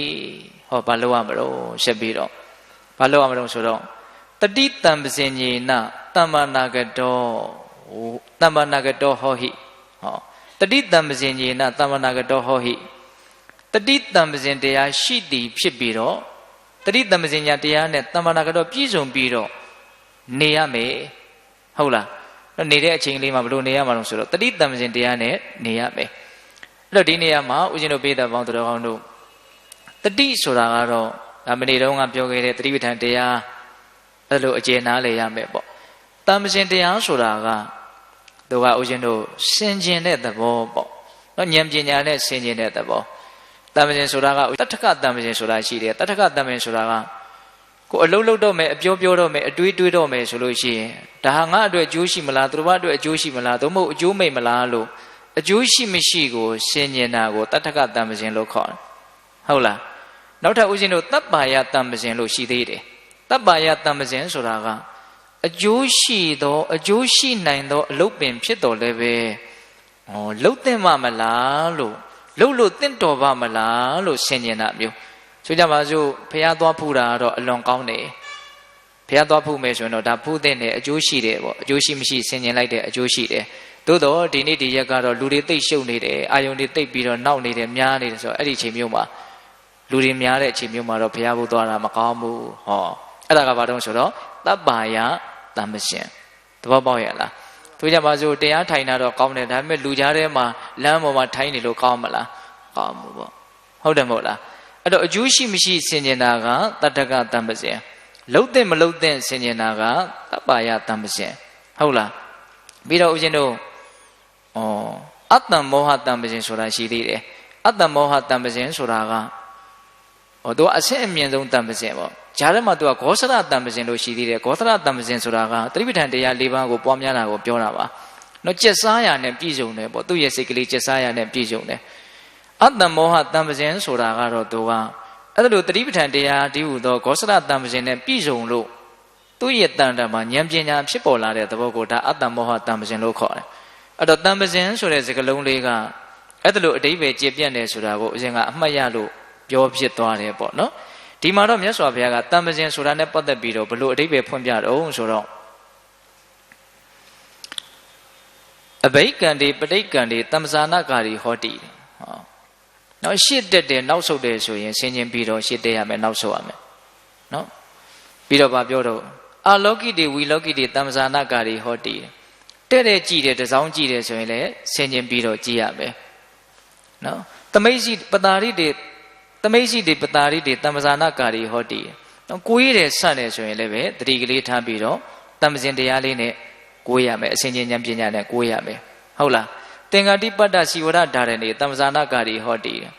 ိနော်တပိတ်သင်္ကန်းတွေယူတယ်ကိုင်းတယ်တွဲတယ်အသုံးပြုတယ်ဆိုရင်လည်းပဲတမ္ပစဉ်တရားလေးနဲ့တတိကလေးနဲ့ကိုင်းတွဲအသုံးပြုရမယ်ဟုတ်လားပြီးတော့ဦးဇင်းတို့စားတယ်တောက်တယ်နော်ပြီးတော့ဦးဇင်းတို့ကျင်ကြီးကျင်ငယ်စွန့်တယ်ပြောတယ်ဆိုတယ်အိတ်တယ်နိုးတယ်ထားတယ်သွားတယ်လာတယ်ထိုင်တယ်အစရှိသဖြင့်အသေးစိတ်အမူအရာလေးတွေနော်အဲ့ဒီဥစ္စာကိုလည်းပဲဉာဏ်ပညာအစဉ်ချင်းလေးနဲ့ပြုပေးရမယ်ပေါ့နော်ကိုယ့်ဘဝမှာလှုပ်ရှားမှုတိုင်းနော်ဒါလေးကိုဘာလုပ်ရမလို့သတိရှိရမယ်လို့အကြံဉာဏ်ပြောကြပါစို့နော်အဲ့ဒါကိုဦးဇင်းတို့ဘာပြောတော့ဆိုတော့တမ္ပစဉ်တရားလို့ဒီမှာမြတ်စွာဘုရားအတိတ်ပဲဖွင့်ပြီးတော့ဟောတယ်အဲ့တော့ဒါကမြတ်စွာဘုရားက၅ခုမြောက်တက်ပြီးတော့ဟောတဲ့ပေးတဲ့အဆုံးအမပေါ့ပုံနာကြီးကစောစောကမေးတာကိုနော်အနုပုပ္ပသိက္ခာအနုပုပ္ပကိရိယာအနုပုပ္ပပฏิပဒါအစဉ်တိုင်းသင်ရတာတွေအစဉ်တိုင်းပြုရတာတွေအစဉ်အတိုင်းကျင့်ရတာတွေမရှိဘူးလားလို့မေးလို့မြတ်စွာဘုရားကတပည့်တွေကိုအစဉ်အတိုင်းသင်ပုံကလေးဒါမြတ်စွာဘုရားဟောတာပါဟုတ်လားအေးအဲ့ဒါပြီးတော့မြတ်စွာဘုရားက6ခုမြောက်ဗာတက်ပြီးတော့တဆင့်တက်ပြီးတော့ဆုံးမတော့ဆိုတော့အေဟိတုံဘိက္ခုဘိက္ခုယဟအေဟိလာလောတွန်းသင်သည်ဝိဝိတအာတနေစိတ်ငြိမ်ရာနေရာတွေမှာပဇာဟိချင်းကပ်ပြီးတော့နေလို့ဟောနော်လူသူဝေးတဲ့နေရာတွေမှာနေမြတ်စွာဘုရားစိတ်ငြိမ်ရာဆိုလူသူဝေးတဲ့နေရာကိုနေခိုင်းတာဒါကဦးဇင်းကတော့မှီတဲ့ဉာဏ်လေးနဲ့စဉ်းစားကြည့်တာပေါ့ဘာလို့လူတွေနဲ့ဝေးတဲ့နေရာမှာနေခိုင်းတာတော့နော်လူတွေဆိုတာအပူတွေအရှုပ်တွေလို့အကြံဉာဏ်ပြောလို့မရဘူးလားရနော်ဘယ်သူလူတွေဆိုတော့ကိုယ်လည်းပါပါတယ်ဟုတ်လားအဲ့တော့လူတွေနဲ့နီးရင်အပူနဲ့နီးတာနဲ့အတူတူပဲလူတွေနဲ့နီးရင်အရှုပ်တွေနဲ့နီးတာနဲ့အတူတူပဲလို့တွယ်ဝိုက်ပြီးတော့ပြောလို့မရဘူးလားရတယ်ဟုတ်လားဒါကြောင့်မြတ်စွာဘုရားကဝိဝိတအာတနေနော်လူသူကင်းဝေးတဲ့စိတ်ငြိမ်တဲ့နေရာမှာဘာလို့ရမလို့ချင်းကပ်ပြီးတော့နေရမယ်အဲ့ဒါလို့နေပြီးတော့ဘာလို့ရမလို့ဆိုတော့သောတော်ကပြောခဲ့တဲ့နိဝရဏတရား၅ပါးမိမိတန်တမှာဝင်မလာအောင်ပြင်းထန်တဲ့လုံလဝရိယနဲ့အဲ့ဒါကြိုးစားပြီးတော့နေလို့ခိုင်းတာဟုတ်လားသမထတရားဝိပဿနာတရားဘာဝနာတရားတွေကိုကြိုးစားပြီးတော့နေအဲ့ဒါကိုတော့မြတ်စွာဘုရားကအရင်ကြီးအသိစိတ်ပြီးတော့မပြောပါဘူးဟုတ်လားအဲ့ဒါလိုမျိုးကျင့်စေတိခပုဂ္ဂိုလ်တွေကိုငါဘုရားဟာဆုံးမတယ်တဲ့အဆုံးမပေးတယ်ဒါကြောင့်သူတို့ဟာအဲ့ဒါလိုကျင့်သုံးပြီးတော့အကယ်၍ယဟန္တာမဖြစ်သေးဘူးဆိုလို့ရှိရင်လည်းပဲသူတို့ဟာအလွန်မြင့်မြတ်တဲ့နိဗ္ဗာန်ချမ်းသာကိုမျှော်လင့်တောင့်တပြီးတော့အဲ့ဒီအကျင့်မြတ်ကိုကျင့်သုံးကြတယ်ပေါ့အကယ်၍ယဟန္တာဖြစ်သွားပြီဆိုလို့ရှိရင်လည်းပဲအဲ့ဒီအကျင့်တွေကိုမကျင့်ဘူးလားဆိုတော့မဟုတ်ဘူးကျင့်တာပဲယဟန္တာဖြစ်ပြီးရင်လည်းကျင့်တာပဲဘာလို့ကျင့်တာတုံးဆိုတော့မျက်မှောက်ချမ်းသာစွာနေနိုင်ရေးအလို့ငါကျင့်တယ်တဲ့ဟောစဉ်းစားတော့တခါကြီးဒီမကြီးများဟုတ်လား ယဟန္တာမဖြစ်သေးဘူးဆိုရင်လည်းပဲဒီအကျင့်မြတ်တွေကိုဘာလို့တော့ကျင့်တယ်ယဟန္တာဖြစ်ပြီးရင်လည်းဘာလို့တော့ကျင့်တယ်ဘာလို့ကျင့်တာတော့ယဟန္တာဖြစ်ပြီးပဲကျင့်စရာလိုသေးလားလို့မေးတယ်ရှိတယ်ဘာလို့ကျင့်တာတော့မျက်မှောက်ချမ်းသာစွာနေနိုင်၏တဲ့ဟုတ်ရလားအဲ့လိုမျိုးမြတ်စွာဘုရားကပုံနာကြီးကိုနောက်အနုပုပ္ပသိက္ခာအနုပုပ္ပကိရိယာအနုပုပ္ပပฏิပဒါနောက်အစဉ်အတိုင်းသင်ရတဲ့အစဉ်အတိုင်းပြုရတဲ့အစဉ်အတိုင်းကျင့်ရတယ်ဆိုတာတွေကိုဟောတယ်ပေါ့အဲ့လိုဟောတဲ့အခါကျတော့ပုံနာကြီးကအဲ့လိုဆိုအရှင်ဘုရားတဲ့တပည့်တော်မေးပါအောင်မယ်အရှင်ဘုရားကအဲ့လိုဟောတဲ့အခါကျတော့အရှင်ဘုရားဟောတဲ့အတိုင်းလိုက်နာကျင့်သုံးကြတဲ့ပုဂ္ဂိုလ်တွေအကုန်လုံးပဲနော်နိဗ္ဗာန်ချမ်းသာကိုရပြီးတော့ချမ်းသာသွားကြပါသလားသို့မဟုတ်တချို့တဝက်ပဲရပြီးတော့တချို့တဝက်မရဘဲမြန်နေပါသလားလို့မြတ်စွာဘုရားမေးတယ်မေးတဲ့အခါကျတော့မြတ်စွာဘုရားကပုံနာတဲ့ငါဟောတဲ့အတိုင်းငါဆုံးမတဲ့အတိုင်းကြင့်ကြံကြပေတယ်ကြင့်ကြံကြတယ်လို့ဆိုပေမယ်လို့အကုန်လုံးနိဗ္ဗာန်ချမ်းသာကိုရပြီးတော့ချမ်းသာသွားကြတာတော့မဟုတ်ဘူးတဲ့နော်တချို့တဝက်ပဲချမ်းသာကြတယ်တချို့တဝက်ကတော့ချမ်းသာဒုက္ခကိုနိဗ္ဗာန်ကိုရသွားတယ်လို့မဆိုနိုင်ဘူးတဲ့ဟုတ်လားတချို့ပဲနိဗ္ဗာန်ချမ်းသာကိုမျက်မှောက်ပြုနိုင်တယ်တချို့နိဗ္ဗာန်ချမ်းသာကိုမျက်မှောက်မပြုနိုင်အဲ့လိုမျိုးမြတ်စွာဘုရားကအမိန့်ရှိတော့အရှင်ဘုရားတဲ့အဲ့ဒါဘယ်လိုဖြစ်တာတုံးတဲ့နိဗ္ဗာန်ဆိုတဲ့တရားကလည်းထင်ရှားရှိတယ်လို့အရှင်ဘုရားပြောတယ်ပေါ့အဲ့ဒီနိဗ္ဗာန်ဆိုတဲ့ချမ်းသာအစစ်အမှန်ကိုရနိုင်တဲ့လမ်းကြောင်းကိုလည်းပဲအရှင်ဘုရားချပြလို့ရှိတယ်လို့အရှင်ဘုရားပြောတယ်ပေါ့ပြီးတော့အဲ့ဒီနိဗ္ဗာန်တည်းဟူသောချမ်းသာတဲ့ချမ်းသာမှန်ကိုရောက်အောင်သွားဖို့အတွက်ညွှန်ပြပေးတဲ့အရှင်ဘုရားကိုယ်တိုင်လည်းရှိနေတယ်ပေါ့နိဗ္ဗာန်လည်းရှိတယ်နိဗ္ဗာန်ကိုသွားဖို့အတွက်လမ်းကြောင်းလည်းရှိတယ်ညွှန်ပြပေးတဲ့ဆရာသမားဆိုတဲ့မြတ်စွာဘုရားလည်းရှိတယ်အဲ့ဒါလိုဖြစ်ပါလဲကဲနဲ့တပည့်တွေဟာတချို့ပဲနိဗ္ဗာန်ရပြီးတော့တချို့နိဗ္ဗာန်မရကြဘူးဆိုတာအဲ့ဒါဘလို့အကြောင်းကြောင့်လို့မေးတာဟုတ်လားအဲ့လိုမေးတော့မြတ်စွာဘုရားကပြန်လဲမေးခွန်းထုတ်တဲ့အဖြေနဲ့ပြန်ဖြေတယ်ပေါ့ဘုံနာတဲ့အဲ့လိုဆိုလို့ရှိရင်တင့်ကိုပဲငါပြန်ပြီးတော့မေးမယ်တင်ကြိုက်တယ်လို့ဖြေသင်ဟာဒီကနေပြီးတော့နော်သူတို့လောလောဆယ်သူတို့ပြောဆိုနေကြတာကတာဝိထိပြည်ပုဗ္ဗယုံကျောင်းမှာပြောနေတာကိုဟုတ်လားအဲ့ဒါဒီကနေပြီးတော့ရာဇဂျိုကိုသွားတဲ့လမ်းပုံနာကြီးကျွမ်းကျင်ကျင်သိလားတဲ့မသိပါတယ်ဖေ။ရာဇဂျိုကိုဘယ်လိုသွားရတယ်လဲတပည့်တော်ကောင်းကောင်းသိပါတယ်အေးအဲ့လိုဆိုလို့ရှိရင်တစုံတယောက်သောပုဂ္ဂိုလ်ကသင်ကိုလာပြီးတော့မေးတယ်ဆိုကြပါစို့ရာဇဂျိုကိုဘယ်လိုသွားရမလို့အဲ့လိုမေးတော့သင်ကကျွမ်းကျင်ကျင်သိထားတဲ့ပုဂ္ဂိုလ်ဆိုတော့ပြောမှာပေါ့ဘယ်ကနေဘယ်ကိုသွားဘယ်လိုဒီရွာကြီးကိုတွေးလိုက်မယ်အဲ့ဒီကနေဘယ်ကိုချိုးဟုတ်လားအဲ့လိုဆိုရင်ဘာကိုတွေးလိုက်မယ်အဲ့လိုနဲ့ဆက်ပြီးတော့သွားလို့ရှိရင်ရာဇဂျိုကိုရောက်မယ်လို့သင်ပြောလိုက်တယ်ဆိုကြပါစို့တဲ့အဲ့လိုသင်ကနီးမှန်လမ်းမှန်ရာဇဂျိုကိုရောက်သွားစေနိုင်တဲ့လမ်းကြောင်းမှန်ကိုသင်ပြောလိုက်ပေမဲ့လို့အဲ့ဒီလူကသင်ပြောတဲ့အတိုင်းမသွားဘဲနဲ့နော်သူစိတ်ထဲထင်တဲ့အတိုင်းသွားနေမယ်သင်ပြောတဲ့အတိုင်းမသွားဘဲနဲ့ဆန့်ကျင်ရအရက်တွေကိုသွားနေမယ်ဆိုလို့ရှိရင်အဲ့ဒီပုဂ္ဂိုလ်ဟာရာဇဂျိုကိုရောက်နိုင်မလားတဲ့မရောက်နိုင်ဘူးတဲ့ဟောနောက်တစ်ယောက်ကတော့လမ်းပြီးတော့မေးတယ်သင်ကလည်းပဲရာဇဂျိုကိုသွားတဲ့လမ်းကိုပြောလိုက်တယ်အဲ့ဒီလူကတော့သင်ပြောတဲ့အတိုင်းတသွေမတိန်အဲ့ဒီလမ်းကိုလိုက်ပြီးတော့သွားတယ်အဲ့လိုဆိုတော့အဲ့ဒီပုဂ္ဂိုလ်ရာဇဂျိုကိုရောက်နိုင်လားဆိုတော့ရောက်နိုင်ပါတယ်ဖေ။နော်အဲ့တော့မြတ်စွာဘုရားကပုံနာကိုပြန်ပြီးတော့မေးတယ်ပုံနာတဲ့ရာဇဂျိုဆိုတဲ့မြို့ကလည်းထင်ရှားရှိနေတယ်ရာဇဂျိုဆိုတဲ့မြို့ကိုသွားတဲ့လမ်းကလည်းထင်ရှားရှိနေတယ်အဲ့ဒီမြို့ကိုသွားဖို့အတွက်လမ်းညွှန်ပေးတဲ့သင်ကလည်းထင်ရှားရှိနေတယ်အဲ့လိုထင်ရှားတွေရှိနေပါလဲကဲနဲ့သင်လမ်းညွှန်ပေးတဲ့အတိုင်းသွားတဲ့ပုံကိုယ်တွေထဲမှာတချို့ကရောက်သွားတယ်တချို့ကရောက်မသွားဘူးဆိုတာအဲ့ဒါကဘာအကြောင်းကြောင့်လဲလို့ဟောမြတ်စွာဘုရားပြန်မေးနော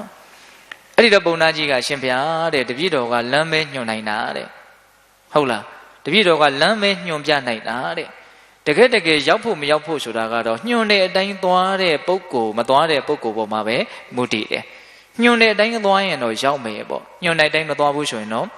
မရောက်ဘူးပေါ့အဲ့လိုမရောက်တဲ့ကိစ္စမှာတပည့်တော်ဘာမှန်းတတ်နိုင်မှာလဲတဲ့ဘာလို့ဆိုတော့တပည့်တော်ကလမ်းညွှန်ယုံပဲညွှန်နိုင်တာအဲ့ဒီလိုပြောတဲ့အခါကျတော့မြတ်စွာဘုရားကပုံနာတဲ့ငါကလည်းပဲလမ်းကိုညွှန်ယုံပဲညွှန်နိုင်တာဟောမြတ်စွာဘုရားကဘာလုပ်ယုံပဲလုပ်နိုင်တာလမ်းညွှန်ယုံပဲညွှန်နိုင်တာ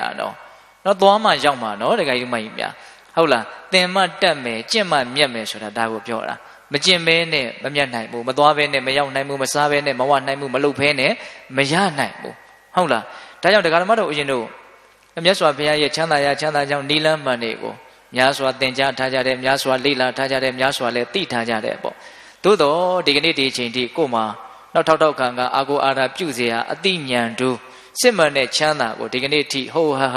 မရကြသေးဘူးလို့ဆိုကြပါစို့နော်ဘုဒ္ဓသင်နေတာဆိုရင်မရသေးဘူးလို့ဆိုကြပါစို့နော်ဘ ဘာဖြစ်လို့မရတာတော့ချမ်းသာကြောင့်ဒီလောင်းကလည်းအစစ်အမှန်ဟုတ်လားဘာဖြစ်လို့မရတာတော့လို့မေးလို့ရှိရင်နော်မကျင့်လို့မမြတ်တာပဲမသွားလို့မရောက်တာပဲမစားလို့မဝတာပဲမလှုပ်လို့မရတာပဲနော်အဲ့ဒီကနေ့အချိန်ဒီချမ်းသာတဲ့ချမ်းသာမှန်တဲ့ဒကာဓမ္မတို့ဦးဇင်းတို့တွေကဘာကြောင့်ဝေးကွာနေတာလဲလို့မေးရင်အကြောင်းတရားများစွာရှိတဲ့အနက်ကအဓိကအကြဆုံးဗရဏအကြဆုံးအကြောင်းတရားကတော့ဝရိယကင်ပြင်းနေလို့ပဲမလှုပ်လို့ပဲမဆိုနိုင်ဘူးလားဗျဆိုနိုင်တယ်နော်ဒါကြောင့်မြတ်စွာဘုရားကပုံနာကြီးကိုပြောတာပဲငါလည်းပဲလမ်းကိုညွှန်ယုံပဲညွှန်နိုင်တာတကယ်ရောက်မရောက်ဆိုတာကသူတို့သွားမသွားဆိုတာပေါ်မှာမူတည်တယ်သွားတယ်ဆိုအောင်တောင်မှငါဘုရားညွှန်ပြထားတဲ့အတိုင်းတတွေ့မသိမ်းသွားမှရောက်မှာဟုတ်တယ်မဟုတ်လားဒီကနေ့ခေတ်မြတ်စွာဘုရားရဲ့အဆုံးအမတိုင်းလိုက်နာပါတယ်လို့ဆိုတဲ့တချို့လူတွေမှာမြတ်စွာဘုရားဆုံးမတဲ့အတိုင်းတက်မတ်မသွားတဲ့လူတွေကမရှိဘူးလားရှိတယ်ကိုယ်စိတ်ကြအတိုင်းပြင်းရှင်ပြီးတော့ဟုတ်လားကိုယ်စိတ်ထဲကမကြိုက်လို့ရှင်ဒါမလိုက်နာဘူးကြိုက်မှပဲလိုက်နာမယ်ဆိုပြီးတော့အဆုံးအမကိုပြပြဝဝမလိုက်နာနိုင်ရင်ကောနိဗ္ဗာန်ချမ်းသာတည်းဟူသောပန်းတိုင်ကြီးကိုမရောက်နိုင်ဘူးပေါ့ဟုတ်ရဲ့လားဒါကြောင့်ပိဋကပေါင်းသူတော်ကောင်းတို့တုံမေဟိကိစ္စမာတ္တဗံအခါတာရောတထာဂတာနော်လှုပ်ရှားရှိတဲ့အလုပ်ကိုလှုပ်ဖို့ဟာသင်တို့ရဲ့တာဝန်ဖြစ်တယ်တဲ့မြတ်စွာဘုရားကအခါတာရောတထာဂတာတထာဂတာမြတ်စွာဘုရားတို့ဆိုတာအခါတာရောပြောယုံမဲ့ပြောနိုင်တာနော်မြတ်စွာဘုရားကဘာလို့မဲ့လုပ်နိုင်တယ်ပြောယုံမဲ့ပြောနိုင်တာဟောယုံမဲ့ဟောနိုင်တာဟုတ်လားတကယ်ရောက်သွားအောင်လုပ်ဖို့ရာကကိုယ့်ပေါ်မှာပဲမူတည်တာဟုတ်လားဒါကြောင့်ပိဋကပေါင်းသူတော်ကောင်းတို့ဝရိယမှန်မှန်နဲ့တန်တန်ကြိုးစားအထောက်ကြဖို့အတွက်တော့ဒီဒေသနာမျိုးလေးတွေကိုစဉ်းစားဆင်ခြင်ပေးဖို့မလိုဘူးလားလိုတယ်နိဗ္ဗာန်လည်းရှိနေတယ်နိဗ္ဗာန်ကိုသွားတဲ့လမ်းကြောင်းလည်းရှိနေတယ်နိဗ္ဗာန်ကိုသွားဖို့အတွက်ညွှန်ပြပေးတဲ့မြတ်စွာဘုရားလည်းရှိနေတယ်ဟုတ်လားဒီလိုရှိနေပါလက်ကနဲ့ဘာကြောင့်မရောက်တာတော့ဆိုတော့ကောင်းကောင်းမသွားလို့မရောက်တာပေါ့ဟုတ်ရဲ့လားကောင်းကောင်းမသွားရတာနဲ့သွားကိုမသွားတာနဲ့ဒီလိုမျိုးလည်းရှိနေသေးတယ်ပေါ့ဟုတ်လားအဲ့ဒါပိဋကပေါင်းသူတော်ကောင်းတို့ဒီနေရာမှာဘာကအဓိကကြလာလဲလို့မေးရင်ဝရိယပေါ့နော်ဝရိယတရားဝရိယဆိုတာကမဖြစ်သေးတဲ့အကုသိုလ်တွေမဖြစ်အောင်ဖြစ်ပြီးသားအကုသိုလ်တွေကိုပယ်ရှားနိုင်အောင်အကုသိုလ်တရားနဲ့ပတ်သက်ပြီးတော့ကြိုးစားအထောက်တဲ့လုံလဝရိယ2မျိုးနော်မဖြစ်သေးတဲ့ကုသိုလ်တွေဖြစ်အောင်ဖြစ်ပြီးသားကုသိုလ်တရားတွေကိုတွတ်တက်များပြားလာအောင်ဆိုပြီးတော့ကုသိုလ်တရားနဲ့ပတ်သက်ပြီးတော့ကြိုးစားအထောက်တဲ့လုံလဝရိယက2မျိုးပေါင်းလိုက်တော့4မျိုးအဲ့ဒါကိုတမ္ပပဒံလုံလဝရိယအဲ့ဒီတမ္ပပဒံလုံလဝရိယအကုသိုလ်တရားတွေပယ်ရှားရေးကုသိုလ်တရားတွေကိုဖြစ်ပွားရေးမှာဘလောက်ထိပြင်းပြင်းထန်ထန်လှုပ်တဲ့တယ်လဲဆိုလို့ရှိရင်အင်္ဂါ4ချက်နဲ့ပြည့်စုံအောင်လုပ်ရမယ်တဲ့ဝရိယရဲ့အင်္ဂါဘယ်နှချက်တော့4ချက်အဲ့ဒီအင်္ဂါ4ချက်ကဘာတော့ဆိုတော့ကာမံတဇောစနှာရုစအဋ္ဌိစအဝတိတတုမေဥပတုတတုမန္တလောဟိတနော်အရေးကျွင်းကျင်ကျွင်းပါစေအကျော်ကျွင်းကျင်ကျွင်းပါစေအယိုးကျွင်းကျင်ကျွင်းပါစေအသားအသွေးတွေခန်းကျင်ခန်းသွားပါစေယောက်ျားတို့ရဲ့ဇွဲလုံးလဝရိယနဲ့ကြိုးစားအထုတ်လို့ရနိုင်မယ်ဆိုရင်မရမချင်းဘယ်တော့မှမလျှော့ဘူးဆိုတဲ့လုံလဝရိယဒါဝရိယရဲ့အင်္ဂါဘယ်နှပါတော့၄ပါးဒီခန္ဓာကိုယ်ကြီးမှာအရေးကျွင်းကျင်ကျွင်းပါစေအကျော်ကျွင်းကျင်ကျွင်းပါစေအယိုးကျွင်းကျင်ကျွင်းပါစေအသားအသွေးခန်းကျင်ခန်းသွားပါစေဘယ်နှပါတော့၄ပါးအဲ့ဒီလုံလဝရိယမျိုးတရားဓမ္မတို့ဦးဇင်းတို့တွေကစိတ်ကူးထဲမှာတောင်းရှိဖို့မလွယ်ဘူးဖြစ်နေတာဟုတ်လားနော်စဉ်းစားကြည့်နော်ဘုရားသင်ရှိတရားလေးထိုင်ခါလေးမျက်နှာနဲ့နားလာရင်တင်ပါလေးမျက်နှာနဲ့ပူလာရင်ဒီနေ့တော့အုံမနဲ့တူတယ်ဆိုတော့ကိုယ့်ရဲ့လုံလဝရိယကပေးမမီခိုင်းမမီဖြစ်နေတာဆိုတော့ရတဲ့တဲ့အကျိုးစီးပွားကမရဘူးဖြစ်နေတာပေါ့အဲ့ရည်ရွယ်ချက်ကဘာလဲမဖြစ်သေးတဲ့အကုသိုလ်တွေကိုမဖြစ်ဖို့ဖြစ်ပြီးသားအကုသိုလ်တွေကိုပယ်ရှားနိုင်ဖို့မဖြစ်သေးတဲ့ကုသိုလ်တွေဖြစ်စေဖို့ဖြစ်ပြီးသားကုသိုလ်တရားတွေတိုးတက်ခိုင်မြဲစေဖို့ဆိုပြီးတော့ဒီလိုအထုတ်တဲ့ဝရိယကိုစောစောကပြောခဲ့တဲ့အင်္ဂါ၄ပါးနဲ့ပြည့်စုံအောင်ကြိုးစားရမှာလို့ဆိုတယ်နော်အရေးအကျော်အယိုးကျွင်းကျင်ကျွင်းပါစေအသားအသွေးခန်းကျင်ခန်းပါစေဒါကြောင့်ပိဋကပေါင်းသူတော်ကောင်းတို့ဘာကြောင့်ဒီကနေ့ဒီအချိန်ထိချမ်းသာတဲ့ချမ်းသာမှန်ကိုမရရှိကြသေးတာတော့လို့မေးရင်အဓိကကြတဲ့အဖြေကပါလေဝရိယကင်းပြင်းနေတဲ့အတွက်ကြောင့်အဲ့လိုဆိုရင်ဦးဇင်းရဲ့ဝရိယတွေတပြည့်တော့ရှိကျင်ပါတယ်ဝရိယရှိအောင်ဘယ်လိုလုပ်ရမလို့နော်ဝရိယရှိအောင်လုပ်တဲ့နီလန်လေးတွေကျမ်းဂန်တွေထဲမှာဟောထားတာရှိတယ်ပြောထားတာရှိတယ်နော်ဦးဇင်းတို့ကကိုဝေဖန်ကြည့်တာပေါ့လေ တော်တော်ဝရိယနည်းတယ်လို့စိတ်ထဲမှာခံစားရတယ်အဲ့ဒီကိစ္စကိုဒါဖြစ်လေရဘွားကဆက်ပြီးတော့ဝရိယဓာတ်ခံဝရိယပါရမီကတော့အတော်ကိုနည်းခဲ့တယ်လို့ကိုယ်ခံစားရတယ်ပေါ့အဲ့တော့ဝရိယရှိအောင်ဘယ်လိုများလုပ်ရမလို့ဘယ်လိုများလုပ်ရမလို့ဆိုတာလေးတွေကိုနော်ကြုံလို့ရှိရင်မှတ်မိတယ်ပေါ့အဲ့ဒါလေးတွေကိုစိတ်ဝင်စားရတယ်ပေါ့အဲ့တော့ဦးဇင်းတို့ကျမ်းဂန်တွေထဲမှာဝရိယရဲ့အနည်းဆုံးအကြောင်းတရားသည်ဘာလဲလို့မေးရင်တန်ဝေကလို့ပြောထားတာလေးရှိတယ်ဟုတ်လားဝရိယရဲ့အနိကဆုံးအကြောင်းတရားဘာလဲတော့တန်ဝေကတန်ဝေကဆိုတာဘာတော့တန်ဝေကဗမာစကားလုံးလိုတောင်ဖြစ်နေပါပြီဟုတ်လားတန်ဝေကဆိုတာဉာဏ်နဲ့ရှင်နဲ့ထိတ်လန့်မှုနော်အယံကာယောကြီးပောက်ကရထိတ်လန့်နေတာမဟုတ်အဓိပ္ပာယ်မဲ့ထိတ်လန့်နေတာမဟုတ်မှန်မှန်ကန်ကန်သိတဲ့ဉာဏ်ပညာနဲ့ရှင်နဲ့ထိတ်လန့်မှုဒါထက်ပိုပြီးတော့ပြီးပြအောင်ပြောရမယ်ဆိုရင်တော့ထိတ်လန့်တဲ့ထိတ်လန့်တိုက်တာကိုထိတ်လန့်တဲ့သဘောကြောက်တဲ့ကြောက်ထိုက်တာကိုကြောက်တဲ့သဘောအဲ့ဒါပါတော့တန်ဝေကဟုတ်လားအဲ့ဒါဘာကိုထိတ်လန့်တာတုံးလို့မေးရင်အတူသုံးပြောရရင်တော့ဘဝတန်တရားဒီခန္ဓာကိုထိတ်လန့်တဲ့သဘောဘာဖြစ်လို့ထိတ်လန့်တာတုံးဆိုတော့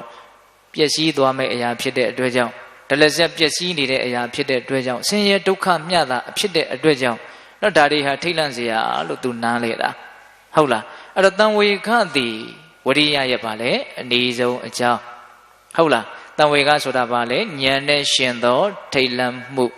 ဟုတ်လားသဟုတ်တပမျက်ညာနာဖြင့်ဆိုဟုတ်လားမဂဒေဝထဲမှာလာနော်ဉာဏ်နဲ့ရှင်တဲ့ထိတ်လန့်မှုအဲ့ဒီဉာဏ်နဲ့ရှင်တဲ့ထိတ်လန့်မှုဆိုတဲ့တန်ဝေကကိုရကျင်တယ်ဆိုလို့ရှိရင်တဲ့တန်ဝေကဖြစ်ခြင်းရဲ့အကြောင်းတရားတွေကိုစဉ်းစားဆင်ခြင်ပေးဖို့လိုတယ်တဲ့ဟုတ်ဝရိယရှိဖို့အတွက်တန်ဝေကရှိရမယ်တန်ဝေကကိုရဖို့အတွက်တန်ဝေကဖြစ်เสียအကြောင်းတရားတွေကိုစဉ်းစားဆင်ခြင်ပေးရမယ်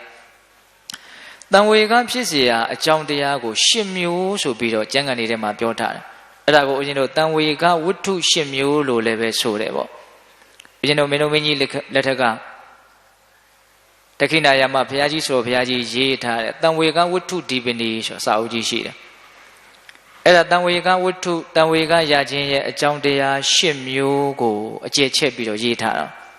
အဲ့ဒါလေးကိုပေးတဲ့ပေါင်းတော်ကောင်းတို့အချင်းချုပ်ကလေးတရားနေကုန်းပိုင်းမှာမှတ်မယ်ပေါ့နော်မိမိတို့ရဲ့လုံလဝရိယထက်သန်လာသေးဖို့အတွက်ဉာဏ်နဲ့ရှင်တဲ့ထိတ်လန့်မှုရှိဖို့လိုတယ်ဉာဏ်နဲ့ရှင်တဲ့ထိတ်လန့်မှုဆိုတာကိုရဖို့အတွက်အခုပြောမဲ့တန်ဝေကရခြင်းရဲ့အကြောင်းတရား10မျိုးကိုစဉ်းစားဆင်ခြင်ပေးဖို့လိုမယ်ပေါ့ဟုတ်လားအဲ့တော့တန်ဝေကရခြင်းရဲ့အကြောင်းတရား10မျိုးကဘာတုံးဆိုတော့ပထမ4မျိုးကိုအရင်မှတ်မယ်ခေါင်းထဲမှာတစ်ခါတည်းဆွဲသွားစီခြင်းလို့ပါဟုတ်လား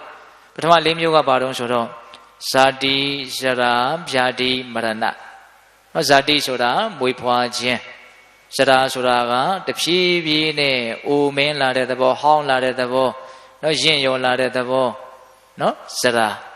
ဗျာတိဆိုတာဘာတော့တဖြည်းဖြည်းနဲ့အနေကြားလာတော့ချွင်းချက်တွေများပြီးတော့ခန္ဓာကိုယ်ရဲ့မသက်သာတဲ့သဘောဆင်းရဲတဲ့သဘောဒုက္ခဝေဒနာတွေများလာတဲ့သဘောနာကျင်ကြိုက်ခဲတဲ့သဘောဒါကိုဘာခေါ်မလို့ဗျာတိ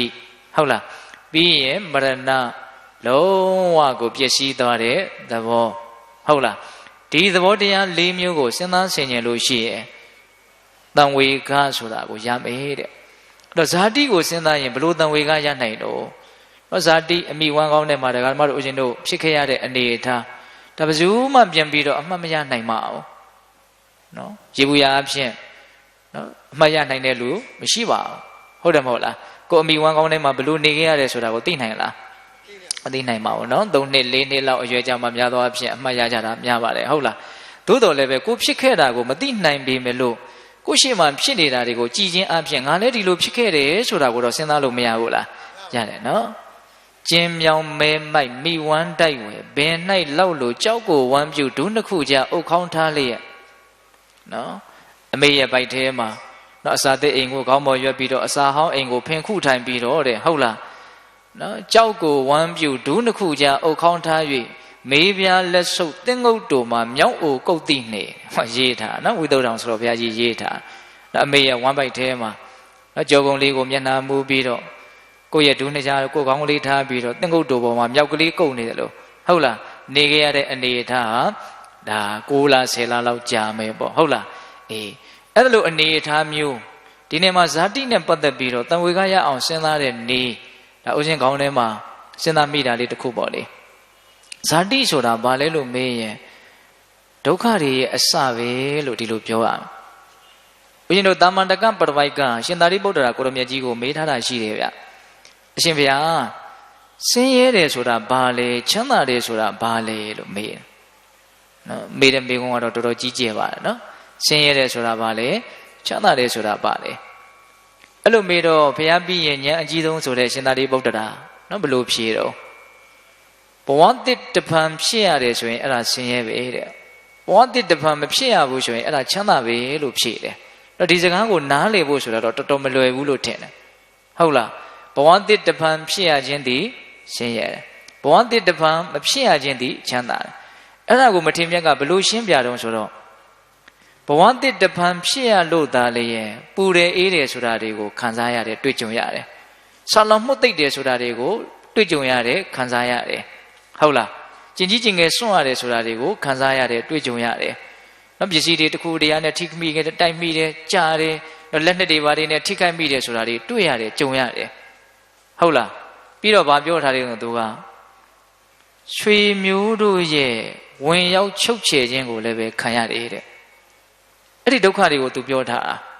ဘဝတစ်တဖန်ဖြစ်ရလို့တာလည်းအဲ့ဒီဒုက္ခတွေတွေ့ရတာအကယ်၍သာဘဝတစ်တဖန်မဖြစ်ရဘူးဆိုရင်အဲ့ဒီဒုက္ခတွေဖြစ်เสียအကြောင်းမရှိဘူး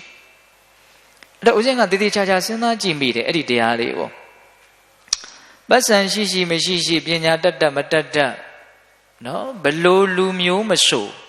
တွေ့ကြုံရမယ့်ဒုက္ခတွေကိုပြောသွားတာနော်ဘုန်းဆိုပတ်စံရှိတဲ့လူတွေမတွေ့ရမယ့်ဒုက္ခမျိုးကိုထည့်ပြောလို့ရှိရင်ပတ်စံရှိတဲ့လူတွေကတို့ဘဝတစ်တဖန်မွေးဖွားခဲ့တယ်အဲ့ဒီဒုက္ခတို့မှမရှိဘူးလို့အကြောင်းပြရရှိတယ်ဟုတ်လားခုဘလို့လူမျိုးမဆိုတွေ့ကြုံရမယ့်ဒုက္ခအပူအေးနဲ့တွေ့ရတဲ့စားတာလောင်တာရှိတယ်ဟုတ်လားစားလောင်တာမှုသိတာရှိတယ်ကျင်ကြီးကျင်ငယ်ဆွမ်းရတာရှိတယ်ထိမိခိုက်မိတာရှိတယ်ဟုတ်လားအဲ့လိုမျိုးတရားဓမ္မတို့အရှင်တို့ဘဝမှာဘလို့မှရှောင်လွှဲလို့မရတဲ့ဒုက္ခနော်အဲ့ဒါပိဋကပေါင်းသူတော်ကောင်းတို့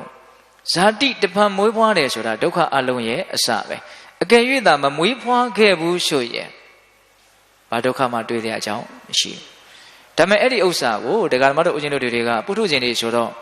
အရာရာကိုလောဘမျက်လုံးနဲ့ကြည်တယ်တဏှာမျက်လုံးနဲ့ကြည်တယ်အဲ့ဒီလိုကြည့်တဲ့အခါကျတော့တို့မမွေးဖွားခဲ့လို့ရှိရင်ဒီလိုချမ်းသာတာတွေကိုလည်းဘယ်တွေ့ရမှာလဲဆိုတဲ့အတွေးမျိုးနဲ့စိတ်ထဲမှာနားလည်ဖို့ခက်မယ်လို့ထင်တယ်ဟုတ်ရဲ့လားဒါကြောင့်ပိဋကပေါင်းသူတော်တို့ဒီဒေသနာလေးကိုနားလည်အောင်ကောင်းကောင်းစဉ်းစားသင့်တယ်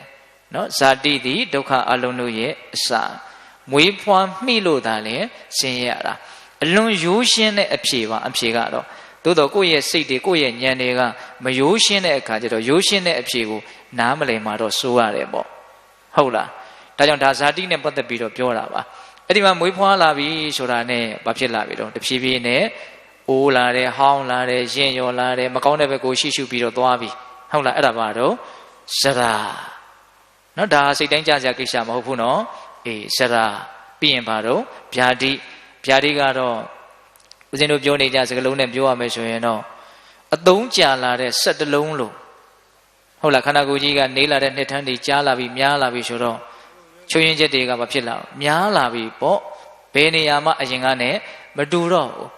အဲ့တော့ချွင်းရင်ချက်တွေများလာတာကိုဘယ်လိုနည်းနဲ့သိနိုင်တော့ဆိုတော့ဒုက္ခဝေဒနာတွေကိုခံစားရသောအဖြစ်သိရတယ်ပေါ့အဲ့ဒီဒုက္ခဝေဒနာတွေကိုခံစားနေရတယ်ဆိုတာကိုပဲဒါဘာလို့ပြောမလို့ဗျာတိနာတဲ့သဘောနာပြီးရင်တော့ဘာလို့ဖို့ပဲရှိတော့ပျက်စီးရမယ်ပေါ့ဟုတ်လားအေးဒါကြောင့်ပိဋကပေါင်းသူတော်ကောင်းတို့ဇာတိဇရာဗျာတိမရဏဆိုတဲ့ဒီတရား၄မျိုးနော်ကိုယ့်ဘဝရဲ့တဘာဝအမှန်လို့ပြောကြပါစို့နော်ဒါကိုဘာလို့တာတော့စဉ်းစားရမယ်ဆင်ခြင်ရမယ်အဲ့ဒါကိုစဉ်းစားတတ်ရင်စဉ်းစားတတ်တဲ့လောက်တန်ဝေကဆိုတဲ့ဉာဏ်နဲ့ရှင်သောထိတ်လန့်မှုဆိုတာကိုရမယ်ပေါ့နော်သိချင်းတရားကိုစဉ်းစားရင်လည်းပဲတန်ဝေကရစေရတော့အလွန်ကောင်းတယ်လို့ထင်တယ်အခုမလို့တန်ဝေကမရတာတော့ဆိုတော့သိချင်းတရားကိုစဉ်းကိုမစဉ်းစားအောင်စဉ်းစားရင်တော့အကြောင်းတရားကိုလုပ်ရင်တော့အကျိုးတရားကတော့ရမှာပါဟုတ်လားစဉ်းစားခြင်းဆိုတဲ့အကြောင်းတရားကိုတိဆောက်မယ်ဆိုလို့ရှိရင်တန်ဝေကရခြင်းဆိုတဲ့အကျိုးတရားကတော့တေချာပေါက်ရမှာပါဟုတ်လားဒါကြောင့်ကိုယ့်ဘဝသူ့ဘဝဘယ်သူ့ဘဝပဲဖြစ်ဖြစ်တေချာပေါက်ပျက်စီးရမယ့်အနေအထားတွေဆိုတာကိုကောင်းကောင်းနားလည်ပြီးတော့စဉ်းစားပေးဖို့လိုတယ်ပစ္စည်းရှိမရှိပညာတတ်မတတ်ဘာကြီးပဲဖြစ်လို့နေ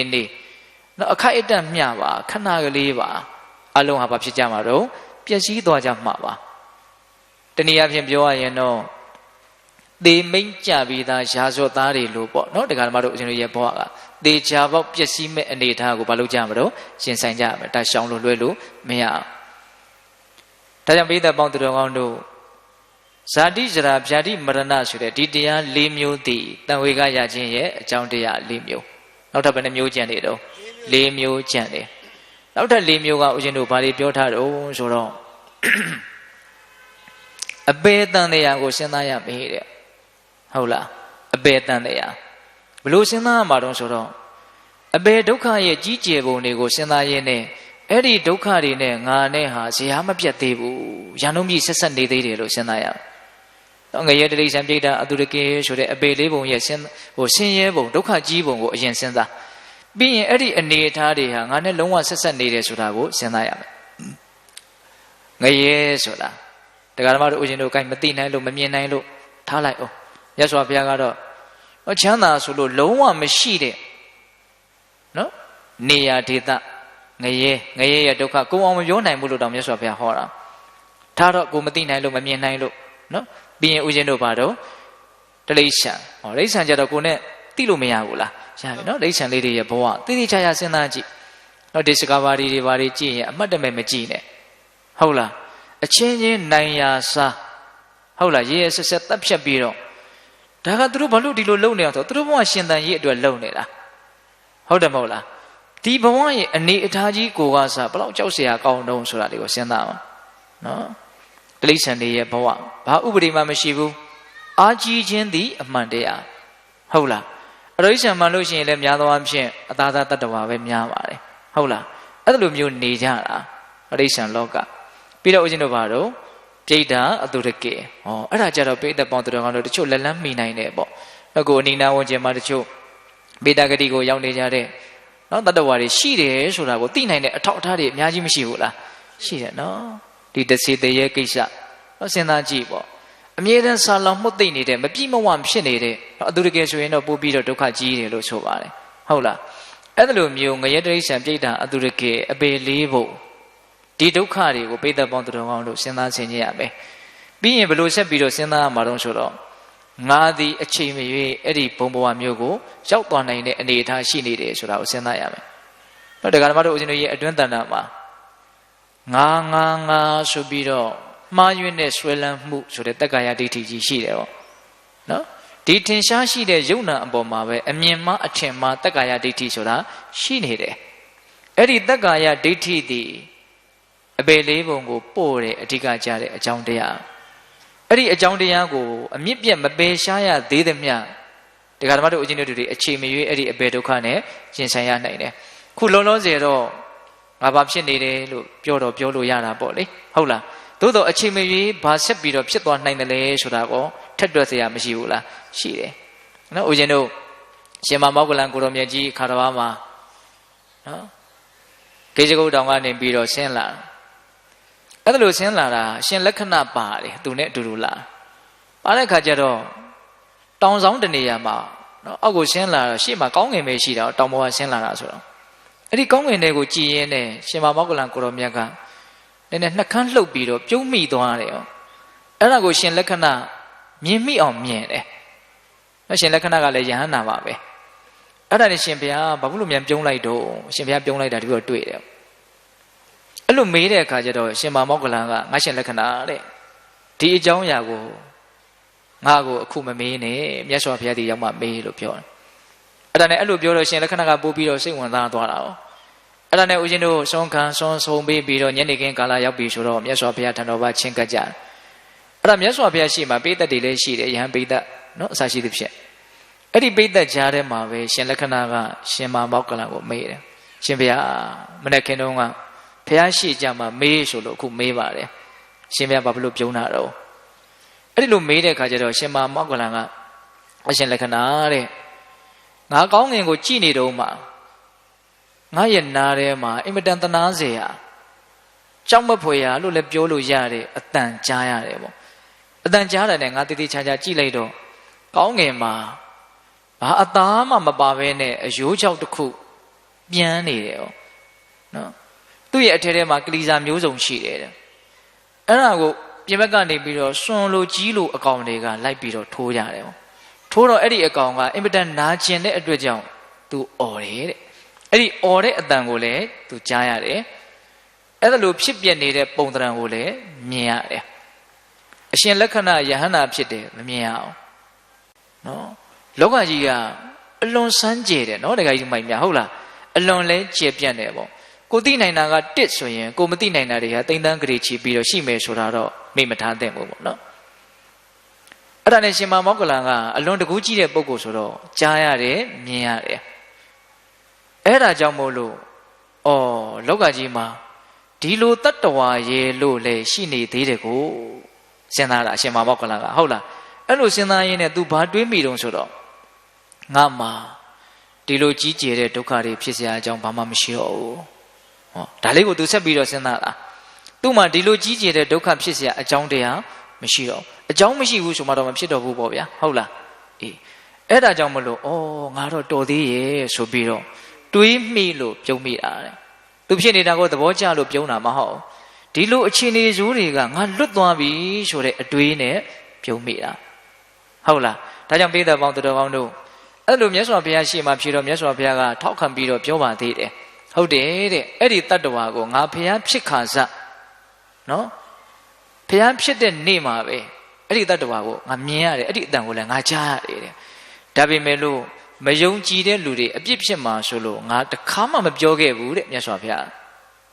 ဟုတ်လားမပြောခဲ့ဘူးတဲ့အခုငါရဲ့တပည့်တော်ဝကတွေဟာအသိဉာဏ်ပညာနဲ့ပြည့်စုံပြီးတော့နေကြတယ်ငါဘက်ကတက်တည်ရှိတဲ့အတွက်ကြောင့်ငါအခုထုတ်ပြီးတော့ပြောလိုက်တယ်တဲ့မြတ်စွာဘုရာ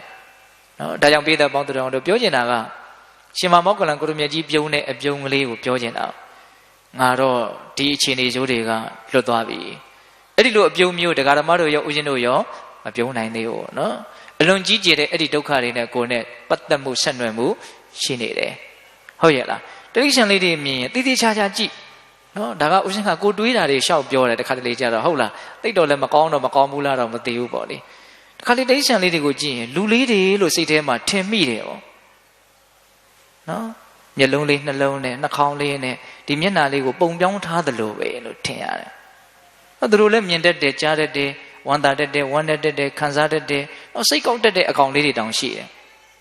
ဟုတ်လားတိရစ္ဆာန်ဆိုပြီးတော့ကိုယ်နဲ့အရန်ကြီးကွာတယ်လို့မထင်နဲ့နော်အရန်ကြီးကွာတယ်လို့ပြောခြင်းရင်ဘယ်နေရာမှာပြောမှာတော့ဘဝတန်တရားဝရှင်ရဲ့ကလွတ်မြောက်အောင်ရုန်းကန်နိုင်ဖို့အတွက်အခွင့်အရေးရှိခြင်းမရှိခြင်းဒါပဲကွာဟုတ်လားကျန်တာကတော့ရန်ကြီးကွာလာတယ်လို့မထင်ပါဘူးနော်ဒီကိစ္စသိပ်ပြီးတော့မြင့်မြတ်တဲ့ကိစ္စကိုသိပ်မလုပ်ဘူးဆိုရင်တော့လူလည်းပဲတိရစ္ဆာန်နဲ့ရန်ကြီးထူးတယ်လို့မပြောနိုင်ဘူးတော့ခုနကတော့ပြောချင်တာကတခါတလေတိရစ္ဆာန်လေးတွေကိုကြည့်ပြီးတော့လူလေးတွေနဲ့တူလိုက်တာလို့စဉ်းစားမိတယ်တခါတလေလူလေးတွေကိုကြည့်ပြီးတော့တိရစ္ဆာန်လေးတွေနဲ့တူလိုက်တာလို့လည်းစဉ်းစားမိတာလည်းရှိတယ်ပေါ့တူတာတွေမရှိဘူးလားတိရစ္ဆာန်နဲ့တောင်ဆိုးွားတာတွေမရှိဘူးလားရှိတာပေါ့ဒါကြောင့်ပိဿတို့ဒါကတော့ကိုဦးဇင်းတွေးတာကိုပြောတာပါဟုတ်လားတရားသဘောအနေနဲ့ပြောတာမဟုတ်ပါဘူး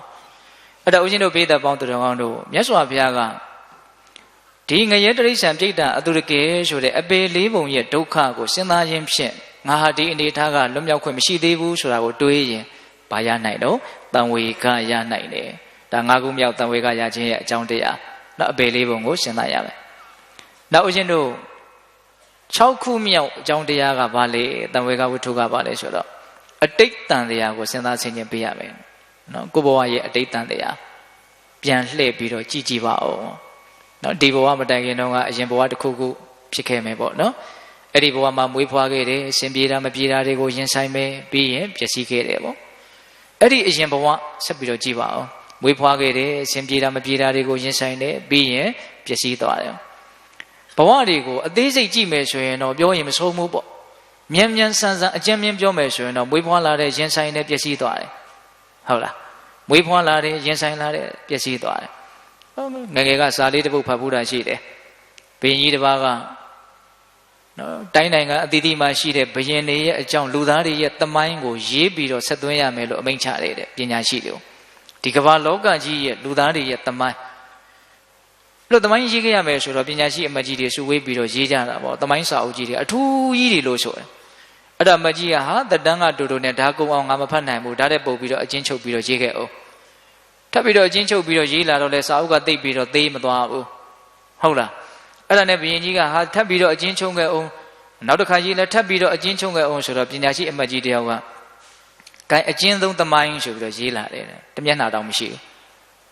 ဖတ်ကြည့်လိုက်တယ်လူသားတွေမွေးဖွားလာကြတယ်ထို့နောက်သေဆုံးသွားကြတယ်တဲ့ကိုင်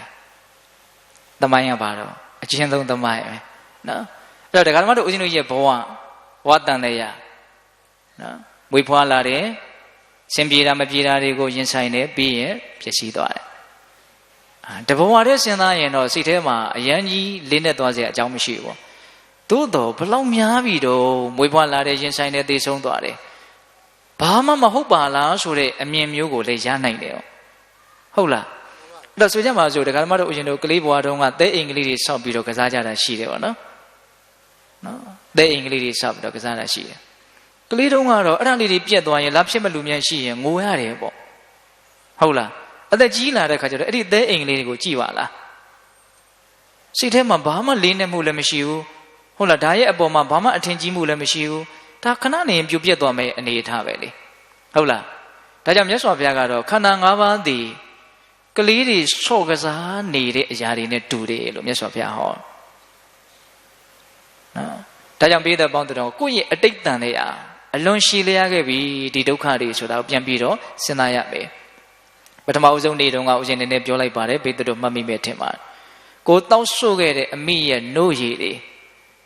ကိုအလိုမကျလို့ယိုစီးခဲ့ရတဲ့မျက်ရည်တွေအခက်မသိလို့ခေါင်းဖြတ်ခံရလို့ယိုကျခဲ့ရတဲ့သွေးတွေ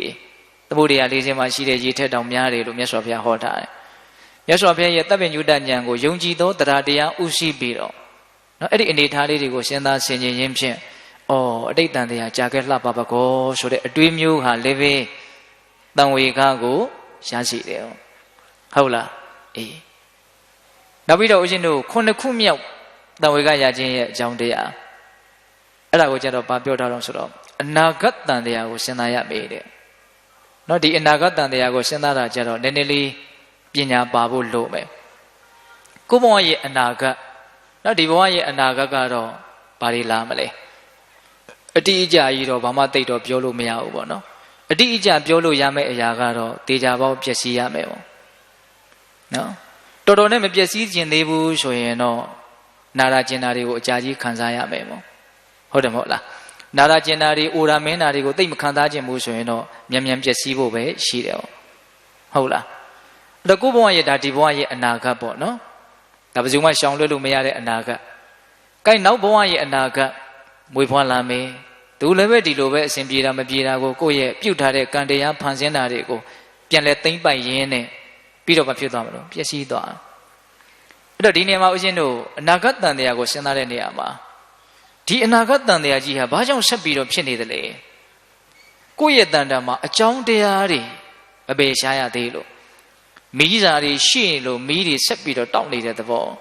မီးကအခုတောက်နေတယ်ဒါပေမဲ့ဒီမှာဒီမီးနဲ့တစ်ဆက်တည်းနော်မလောင်ကျွမ်းရသေးတဲ့မီးစာတွေအစာအဆုံးမရှိဘာလို့ထားထည့်ထားတယ်အဲ့တော့မီးကတော့ဘာလို့နော်ဆက်ပြီးတော့တောက်နေပဲပေါ့ဟုတ်လားအဲ့တော့ဦးဇင်းတို့အနာဂတ်မှာဖြစ်ပေါ်လာမယ့်ဘဝတန်တရားရဲ့နော်အကြောင်းတရားဟာဘာလဲလို့မေးရင်အတူဆုံးပြောရတော့ကိလေသာတရားဟုတ်လားဘာတရားလဲကိလေသာတရားရာဂဒေါသမောဟဆိုတဲ့ကိလေသာတရားတွေဟာနော်ဒီဘဝတန်တရားဆက်ပြီးတော့ဖြစ်ဖို့အတွက်အခြေခံကြတဲ့အကြောင်းတရားအဲ့ဒီအကြောင်းတရားကိုမဖယ်ရှားရသေးသမျှဘဝတန်တရားဆက်ရမယ်အဲ့ဒီကိလေသာတရားတွေထဲမှာလည်းပဲအဓိကအကြဆုံးအကြောင်းတရားကဘာလဲဆိုတော့တဏှာဆိုတဲ့လောဘပေါ့ဟုတ်တယ်မဟုတ်လားဒါကြောင့်ပိဿပေါင်းသူတော်ကောင်းတို့တချို့အမြဲမပြတ်ရွတ်ဆိုနေတဲ့ဓမ္မစကြာဒေသနာမြတ်စွာဘုရားရဲ့တရားဥထဲမှာတဏှာလောဘနဲ့ပတ်သက်ပြီးတော့မြတ်စွာဘုရားဘယ်လိုဟောထားတော့တဏှာလောဘဆိုတာဒုက္ခရဲ့အကြောင်းတရားဒုက္ခသမုဒယသစ္စာဣဒံခောပဏဘိက္ခဝေဒုက္ခအရိယသစ္စာနော်အခုပြောမယ့်အရာဟာဒုက္ခအားလုံးတို့ရဲ့အကြောင်းတရားအမှန်တရားဖြစ်တယ်တဲ့အဲ့ဒါဘာလို့ဆိုတော့ယာယံတဏပောနောဘဝိကာနန္ဒီရာဂသဟဂတတတရတတရဘိနန္ဒီနိတေယထိတံကာမတဏဘဝတဏဝိဘဝတဏဒုက္ခအလုံးတို့ရဲ့ဖြစ်ခြင်းရဲ့အကြောင်းတရားဘာတော့တဏအဲ့ဒီတဏဟာဘယ်လိုစွမ်းရည်တတ္တိရှိတော့ယာယံတဏပောနောဘဝိကာပောနောဘဝိကာဘဝသစ်ကိုတဖန်ဖြစ်စေတဲ့သဘောရှိတယ်ဟောတဏရဲ့စွမ်းရည်တတ္တိနော်အဓိကသူလက်သက်တဲ့ခတ်ပဲစောတော့ကဦးဇင်းတို့ဇာတိကိုဒုက္ခအလုံးတို့ရဲ့အစလို့ပြောလိုက်တယ်နော်အဲ့ဒီဇာတိကိုဘယ်သူကဖန်တီးတာတဏကဖန်တီးတယ်ဟ ဟုတ်လားဘောနောဘဝိကဘဝတစ်ကိုတပံဖြစ်စေတယ်နန္ဒီရာဂတဟကတာနှစ်သက်ခြင်းနဲ့တကွဖြစ်တယ်တဲ့တဏှာဆိုတာနော်နှစ်သက်ခြင်းနဲ့တကွဖြစ်တယ်တတရဘိနန္ဒီနီရောက်ရဘဝရရခန္ဓာမှာအလွန်ပျော်မွေ့တဲ့သဘောလေးရှိတယ်တဲ့ဟောနော်တဏှာဆိုတာဘလို့ခန္ဓာပဲရရဘလို့အတဘောပဲရရဘယ်ဘဝပဲရောက်မပျော်ဘူးဆိုတာမရှိဒါကြောင့်ခွေးလေးတွေနွားလေးတွေဝက်ကလေးတွေတွေးလို့အော်သူတို့တော့တော်တော်ဆင်းရဲနေမှာပဲနဲ့တူပါရဲ့လို့ထင်ရင်တော့မှားမှာပဲကိုကလူစိတ်နဲ့တိဋ္ဌံခန္ဓာကိုယ်ကြီးတွဲထားရင်တော့အဆင်မပြေဘူးပေါ့ဟုတ်လားသဘောပေါက်လားဦးဇင်းပြောတာကိုနော်လူစိတ်နဲ့တိဋ္ဌံခန္ဓာကိုယ်ကြီးတွဲထားရင်တော့တိတ်အဆင်မပြေဘူးပေါ့နော်တိဋ္ဌံစိတ်နဲ့တိဋ္ဌံကိုယ်နဲ့ကတော့ဘာဖြစ်နေတော့အဆင်ပြေနေတာပဲလေဆိုကြပါတော့ကျုပ်တို့ကိုနတ်တွေဘာတွေကကြည်ပြီးတော့အော်နန်စော်ပါပြီနဲ့လူတွေကြီးကျယ်တဲ့ဒုက္ခတွေကျုံနေတယ်လို့သူတို့ကပြောရင်ဒကာဓမ္မတို့ဦးဇင်းတို့ကဘလို့ပြန်တုံ့ပြန်လဲကိုယ့်အကိုပျော်လွန်းလို့ဟုတ်တယ်မဟုတ်လားအေးဒါကြောင့်ရရဘဝရောက်ရခန္ဓာမှာတဏှာဟာတတ္တဝါကိုပျော်သွားစေတယ်ဒါကြောင့်ဘလောက်ဆင်းရဲတဲ့လူပဲဖြစ်ဖြစ်သူတို့ဘဝကိုစိတ်တိုင်းမကြဘူးဆိုတာတည်ငါတခဏပါကိုယ့်ဟာနဲ့ကိုယ်တော့ပျော်နေကြတာကြီးပါပဲအေးအဲ့ဒီတဏှာဟာဘယ်နှမျိုးရှိတုံးဆိုတော့ကာမတဏှာဘဝတဏှာဝိဘဝတဏှာနော်ကာမဂုဏ်အာယုံကိုလိုလားတောင်းတတဲ့တဏှာရှိတယ်ဘဝကိုလိုလားတောင်းတတဲ့တဏှာရှိတယ်နော်ဥစ္စေတဒိဋ္ဌိနဲ့ရှင်တဲ့နော်ဘဝပြည့်ငြိမ်းခြင်းဟုတ်လားအဲ့ဒါကိုလိုလားတောင်းတတဲ့တဏှာဝိဘဝတဏှာဆိုတာရှိတယ်ဒါအကျဉ်းမြင်လေးပြောတာဟုတ်လားအဲ့ဒီတဏှာဆိုတဲ့အကြောင်းတရားအထူးသဖြင့်တော့ဘဝတဏှာပေါ့နော်ဘဝရဲ့ပုံမှာမမောတဲ့စိတ်ဒါရှိနေသေးသည်မြဘဝတန်တရားခီးကတော့ဆက်ရအောင်ပဲဘယ်ရွေးဘယ်မြဆက်ရမှာလဲလို့မေးရင်အဲ့ဒါမကုံမချင်းဆက်ရမယ်အကြောင်းအကျိုးဒီတိုင်းသွားနေဟုတ်လားအတိတ်တုန်းကလည်းဒီတိုင်းလာကြတဲ့အနာဂတ်လည်းဒီတိုင်းဆက်ပြီးတော့သွားမယ်ပေါ့အဲ့တော့ကိုယ်ဘဝဒုက္ခစက်ကြီးရက်ရေးမရက်ရေးဟာနော်ကိုယ့်ရဲ့ကိလေသာတရားကုန်ခန်းမှုရှိခြင်းမရှိခြင်းပေါ်မှာမူတည်မယ်ပေါ့ဟုတ်လားအဲ့ဒါမြတ်စွာဘုရားရဲ့အဆုံးအမမြတ်စွာဘုရားရဲ့သာသနာဆိုတာကအဲ့ဒီအနာဂတ်တန်တရားဒုက္ခဆိုးကြီးဆက်ပြီးတော့မဖြစ်ဖို့အတွက်အကြောင်းတရားဖြစ်တဲ့ဒီတဏှာဆိုတဲ့ကိလေသာတရားတွေချုပ်ဆုံးဖို့အတွက်မြတ်စွာဘုရားကနိမန်လမ်းမှဆုံးမတာလို့မဆိုနိုင်ဘူးလားဆိုနိုင်တယ်ဒါကြောင့်ပိဿပေါင်းသူတော်ကောင်းတို့အနာဂတ်တန်တရားနဲ့ပတ်သက်ပြီးတော့စဉ်းစားဆင်ခြင်ခြင်းဒီလည်းပဲတတိတံဝေကကိုရခြင်းရဲ့အကြောင်းတရားဘယ်နှခုရှိသွားလဲခုနှစ်ခုရှိသွားပြီနော်အဘေတန်တရားရဲ့အတိတ်တန်တရားရဲ့အနာဂတ်တန်တရားရဲ့စောစောကဇာတိစတာဗျာတိမရဏကတော့လွယ်တယ်မှတ်ပြီးစားဟုတ်လားအေးနောက်ဆုံးတစ်ခုကြံနေတယ်အဲ့ဒါဘာတုံးဆိုတော့အာဟာရပရိယေတနာလူငယ်တွေနားလည်အောင်ပြောရရင်တော့ဒီဘဝရက်တီလို့ယာယီအတွက်ရှားဖွေးနေရတဲ့ကိစ္စအဲ့ဒါဟာလည်းပဲစဉ်းစားဆင်ခြင်တံဝေကကိုရရှိတယ်တော့じゃအမှတ်တမဲ့ရှားမနေနဲ့ဟုတ်လားတတိကလေးထားပြီးတော့ရှား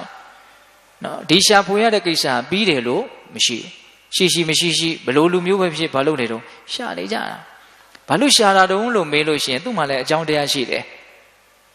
နိဒာနတန်ယုတ်ပါဠိတော်များမှာတော့ဟောထားတာရှိတယ်တဏ္ဏပဋိစ္စပရိယေတနာတဏ္ဏလိုချင်ခြင်းဆိုတဲ့တဏှာကိုအကြောင်းပြုပြီးတော့ပရိယေတနာရှားတယ်ဆိုတာဖြစ်လာတယ်တော့တရားဓမ္မတို့ဦးဇင်းတို့အဲ့ဒါလို့နေသတို့ဝအချိန်နဲ့အမျှဘဝမှာရှားနေကြရတာဒီစဉ်းစားကြည့်မယ်ဆိုရင်တန်ဝေကကိုရရှိတယ်ပေါ့နော်ဒီနေ့မှာဦးဇင်းတို့ဒီခန္ဓာကိုယ်တည်တံ့ရေးအတွက်ရှားကြရတယ်ပေါ့နော်လူသားတွေဆိုတော့အေယာတီထောင်မှုကိုလည်းပြုထားတော့ကိုယ်ခန္ဓာတစ်ခုတည်တံ့ရေးအတွက်တည်းမကဘဲနဲ့ကိုယ်မိသားစုကိုယ်အတိုင်းဝိုင်းအတွက်ပါရှားကြရဖွေကြတာကိုမရှိဘူးလားရှိတယ်အဲ့ဒါဘဝတိုင်းမှာဒီရှားဖွေမှုဆိုတာရှိတယ်လူဘဝရဲ့ရှားဖွေမှုဆိုတာပရိစ္ဆန်လေးတွေရဲ့ရှားဖွေမှုနဲ့နှိုင်းစာရင်တော်သေးတယ်လို့ပြောရမယ်နော်တို့မှာအကြီးအကျယ်အပြည့်အလွှာနော်တချို့ဆိုရင်အသက်နဲ့ရင်းပြီးတော့ရှားရတယ်ပေါ့ဒါလူတွေထဲမှာလည်းရှိနေတာပါပဲဒါပေမဲ့ဒီနေရာမှာဦးဇင်းတို့ပြောစရာလေးတစ်ခုရှိတာကရှားဖွေတဲ့နေရာမှာတမ္မာအာဇီဝဆိုပြီးတော့တရားသောနည်းဖြင့်ရှားမယ်ဆိုရင်တော့ဒါမဂ်ကင်၈ပါးထဲမှာတော့အကျုံးဝင်သွားတယ်ပေါ့မိစ္ဆာဇီဝငါရရင်ပြီးရောတရားဓာတ်တွေမတရားဓာတ်တွေထက်မတော်ဖဲနဲ့မှားယွင်းတဲ့ရှားဖွေမှုမှားယွင်းတဲ့အသက်မွေးဝမ်းကြောင်းမှုလုပ်မယ်ဆိုရင်တော့ကိုကောင်းအောင်လုပ်ခါမှပိုးပြီးတော့ဆိုးအောင်လုပ်တယ်လို့မျိုးဖြစ်သွားနိုင်တယ်ပေါ့နော်ကိုယ့်ရဲ့ဝင်ကိုထမ်းတော့ထမ်းတာပဲဟုတ်လားဒါပေမဲ့ဝင်ထမ်းတာကမှားယွင်းသောနည်းဖြင့်ထမ်းတဲ့အခါကျတော့ဝင်ကပေါ့မသွားပါပဲနဲ့ပို့ပြီးတော့လေးသွားတတ်တယ်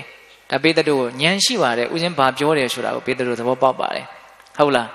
တချို့ကိုဘဝကိုချမ်းသာရေးအတွက်ရှာဖွေမှုနဲ့ပံ့ပိုးတယ်ဟ ဟုတ်လားအဲ့လိုမျိုးကောင်းအောင်လုပ်တယ်အဲ့လိုလုပ်တာကနီလန်းမမှန်မဲနဲ့လှုပ်လိုက်တဲ့အခါကျတော့ရေရှည်မှာကိုယ့်အတွက်အများကြီးပို့ပြီးတော့နစ်နာသွားတာမျိုးမရှိဘူးလားရှိရနော်ဒါကြောင့်တချို့ရှာဖွေရင်းနဲ့မှန်ကန်တဲ့နီလန်းနဲ့ရှာဖွေရင်တော်တော်ရှိပါရဲ့မှားယွင်းတဲ့နီလန်းတွေနဲ့ရှာဖွေမိရင်ရေရှည်နစ်နာစရာအကြောင်းမရှိဘူးလားရှိတယ်အဲ့တော့လောလောဆယ်မနာရလို့ဆင်းရဲတာကတစ်မျိုးရှာဖွေမှုမှားယွင်းလို့နောက်တစ်ချိန်မှာကြီးကျယ်တဲ့ဒုက္ခတွေနဲ့တွေ့ရတာကတစ်မျိုးဒီရှာဖွေမှုသည်စဉ်းစားကြည့်မယ်ဆိုရင်တန်ဝေကကိုရစီတယ်ဆိုတာအလွန်ထင်ရှားတယ်ပေါ့ဟုတ်လားဒါကြောင့်ပိဿပေါင်းသူတော်ကောင်းတို့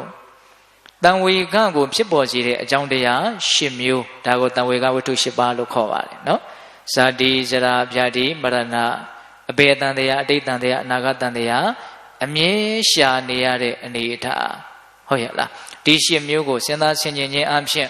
တန်ဝေကတရားကိုရအောင်တည်ဆောက်ရမယ်တဝေကတရားထက်တန်လာတာနဲ့အမျှဝရိယတရားထက်တန်လာမယ်ဝရိယထက်တန်လာတာနဲ့အမျှနော်သင်ရင်တော့တတ်မှာပဲကျင့်ရင်တော့မြတ်မှာပဲမဆိုနိုင်ဘူးလားဗျာအေးဝရိယတရားထက်တန်လာတာနဲ့အမျှကြိုးစားအထောက်မှုကြီးလာတာနဲ့အမျှကိုရည်ရွယ်ထားတဲ့ချမ်းသာဒုက္ခကိုမရနိုင်ဘူးလားရနိုင်တယ်ဒါကြောင့်ဦးဇင်းတို့ပိဋကပေါင်းသူတော်ကောင်းတို့ဒီကနေ့ညနော်သင်မတတ်မြည်ကျင့်မမြတ်မြည်လို့ဦးဇင်းတို့ခေါင်းစဉ်လေးပေးပြီးတော့ဟောပြောလိုက်တဲ့တရားဒေသနာပြန်ပြီးတော့အနှစ်ချုပ်ကြည့်မယ်နော်ပထမဆုံးဗာပြောလိုက်တော့ကဏမောက္ကလာနာသုတ်တံဟုတ်လားအစဉ်အတိုင်းကျင့်ရတယ်အစဉ်အတိုင်းပြုရတယ်အစဉ်အတိုင်းသင်ရတယ်ဆိုတာဒီမြတ်စွာဘုရားရဲ့အဆုံးအမမရှိဘူးလားဆိုတော့မြတ်စွာဘုရားဗါတဲ့တော့ရှိတယ်ပထမဘာရှိရမလို့သီလရှိအောင်လုပ်ရမယ်ပြီးရင်အိန္ဒြေ6ပါးကိုလုံခြုံအောင်စောင့်စည်းရမယ်ပြီးရင်အစာအသောက်ကိုအတိုင်းရှိသိရမယ်ပြီးရင်နိုးချမှုရှိရမယ်ပြီးရင်တတိတံပဇင်ရှိရမယ်ဟုတ်လားပြီးရင်စိတ်ညင်ရအရမှာနေထိုင်တဲ့အလေးချင်းရှိရမယ်အဲ့ဒီလိုနေနဲ့သူတော်ကောင်းတရားကိုကျင့်ကြံကြိုးကိုအထောက်မယ်ဆိုလို့ရှိရင်နိဗ္ဗာန်ချမ်းသာကိုရမယ်ပေါ့ဒါပေမဲ့မြတ်စွာဘုရားညွှန်ပြတဲ့အတိုင်းကြိုးစားမှရနိုင်မယ်ပေါ့နော်နိဗ္ဗာန်လည်းရှိတယ်လမ်းလည်းရှိတယ်ညွှန်ပြတဲ့မြတ်စွာဘုရားလည်းရှိတယ်ဒါပေမဲ့တချို့နိဗ္ဗာန်ချမ်းသာရတယ်တချို့နိဗ္ဗာန်ချမ်းသာမရအောင်ဘာလို့မရတာတုံးဆိုတော့ခိုင်းတဲ့အတိုင်းမလုပ်လို့ပေါ့ဟုတ်လားတချို့လှုပ်တော့လှုပ်တယ်ခိုင်းတဲ့အတိုင်းလှုပ်တာမဟုတ်တချို့ကတော့လှုပ်ကိုမလှုပ်ဘူးကဲဘယ်သူမှတော့မရနိုင်ဘူးနော်ခိုင်းတဲ့အတိုင်းမလှုပ်တဲ့လူလည်းမရနိုင်ဘူးမလှုပ်တဲ့လူလည်းမရနိုင်ဘူးဒါပေမဲ့လို့မြတ်စွာဘုရားခိုင်းတဲ့အတိုင်းလှုပ်တဲ့ပုဂ္ဂိုလ်တွေကတော့ရနိုင်နေရဲ့ပေါ့ဟုတ်လားဒါကြောင့်မြတ်စွာဘုရားကအဲ့ဒီကဏမောက္ကလနာသုတ်တံမှာရာဇကြိုမျိုးရှိတယ်လမ်းလည်းရှိတယ်ညွှန်ပြတဲ့လူလည်းရှိတယ်သို့တော်သွားတိုင်းရောက်သလားဆိုတော့မရောက်ပါဘူးခိုင်းတဲ့အတိုင်းမှန်မှန်ကန်ကန်သွားတဲ့လူသားလည်းရောက်မယ်ပေါ့အဲ့ဒါလိုသွားခြင်းဆိုတဲ့ပြင်းထန်တဲ့လုံလဝရိယရှိဖို့အတွက်တန်ဝေကတရားရှိဖို့လိုတယ်တန်ဝေကရှိဖို့အတွက်အခုဦးဇင်းတို့ပြောခဲ့တဲ့ဇာတိဇရာဗျာတိမရဏအဘေတန်တရားအတိတ်တန်တရားအနာဂတ်တန်တရားအာဟာရပရိယေတနာဆိုတဲ့ဒီတရား၈မျိုးကိုစဉ်းစားဆင်ခြင်ပေးဖို့လိုပါတယ်ဆိုတာလေးဟုတ်လားဒါကြောင့်ပေတပေါင်းသူတော်ကောင်းတို့သည်တတိတံဝေကတရားလက်ကင်ထားပြီးတော့ပြင်းထန်သောဇွဲလုံးလဝရိယဖြင့်သူတော်ကောင်းတရားကိုကြိုးစားအထောက်ရင်းဖြင့်မဉ္ဇဉ်ဘုံညာမျက်နှိပ်ပံကိုမျက်မှောက်ပြုနိုင်ကြတဲ့သူတော်ကောင်းတွေဖြစ်ကြပါစေလို့ဦးဇင်းတို့ဆန္ဒပြုပြီးတော့နော်သင်မတတ်မြည်ကျင့်မမြတ်မြည်ဆိုတဲ့တရားကိုမေတ္တာပို့ပြီးတော့ဆုံးသတ်ကြရအောင်နော်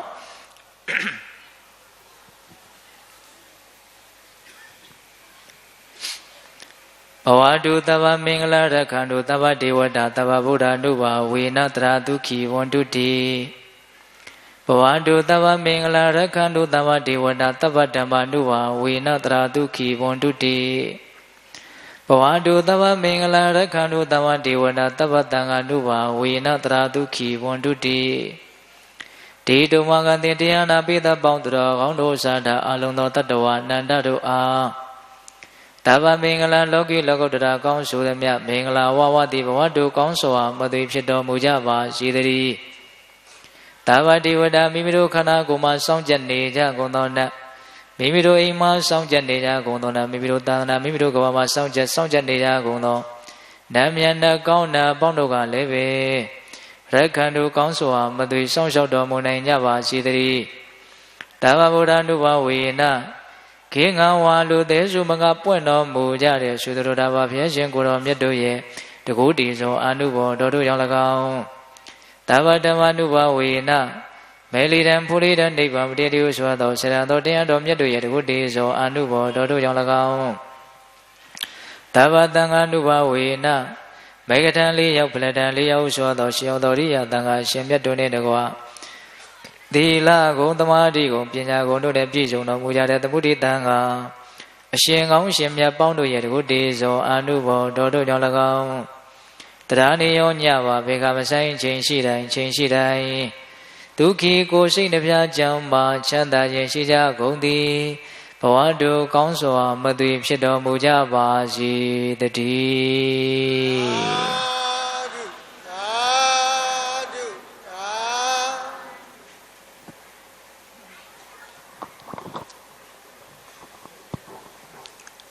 အနည်းဝေးမှာစုဝေးညီညာကြွအောင်လာကြပါကုန်သောဓမ္မမိတ်ဆွေသူတော်စင်ပေါင်းတို့ခင်ဗျာယနေ့တတိယညအဖြစ်တရားရည်အမြတ်စေတကြွေးပါသောတစ္ဆာဆွေတိဆရာတော်ရှင်ဘုရားကြီးအတွက်တရားနာကြွအောင်လာကြပါကုန်သောဓမ္မမိတ်ဆွေသူတော်စင်များမှာလှူဒန်းငွေဟာ8,900,000ဟန်တာရိမို့အရာမိသားစုများမှာဒီလှူဒန်းတဲ့ငွေဟာကျပ်3သိန်းဆရာတော်ဘုရားကြီးရဲ့တာသီကအဆောင်အများဆောက်လွှင့်အတွက်လှူဒန်းထားပြီးတော့နှစ်ဖက်ပြများမှုထားပြီးတော့လှူဒန်းတဲ့တရားဝဲအကျိုးတော်ကြောင့်ဦးသိန်းဝင်းတော်အေးတီသမီးရွှေဝင်းရင်ရွှေယူဝင်းသားသမီးရွှေဝင်းဇုံမီတူသားအောင်မိသားစုမှာလှူဒန်းငွေကျပ်3သိန်းကျောင်းဆောက်လို့ရတဲ့နှစ်ဖက်ပြများမှုထားပြီးတော့ဦးသိန်းစိုးဒေါ်ချိုချိုဝင်းသားကျော်စွာစိုးသမီးဝင်းရွှေဖူမိသားစုတိုင်းသက်ဆက်ရှိလေးလမ်းမှာကျပ်3သိန်းစုစုပေါင်းအားဖြင့်73,900,000ကိုလှူဒန်းနိုင်တယ်လို့ကိုလင်းလင်းနိုင်မဆာကြီးထိမိသားစုကလည်းစိတ်အလှူဒါနအလှူရှင်ဖြစ်ပါတယ်တို့ဘာဖြစ်လှူဝဲဝတ္ထုအဆုစုတို့ဟာစက်ကလှူဒန်းနိုင်ရန်အတွက်ကပ္ပိယကာရဖြစ်ကိုကြီးဥကျော်မြောက်အောင်မှဆောင်ရွက်၍ဥကျော်ဝေမှစက်ကလှူဒန်းပေးပါရန်ဂါရဝတရားရှိထား၍ပန်ကြားအပ်ပါတယ်ခင်ဗျာ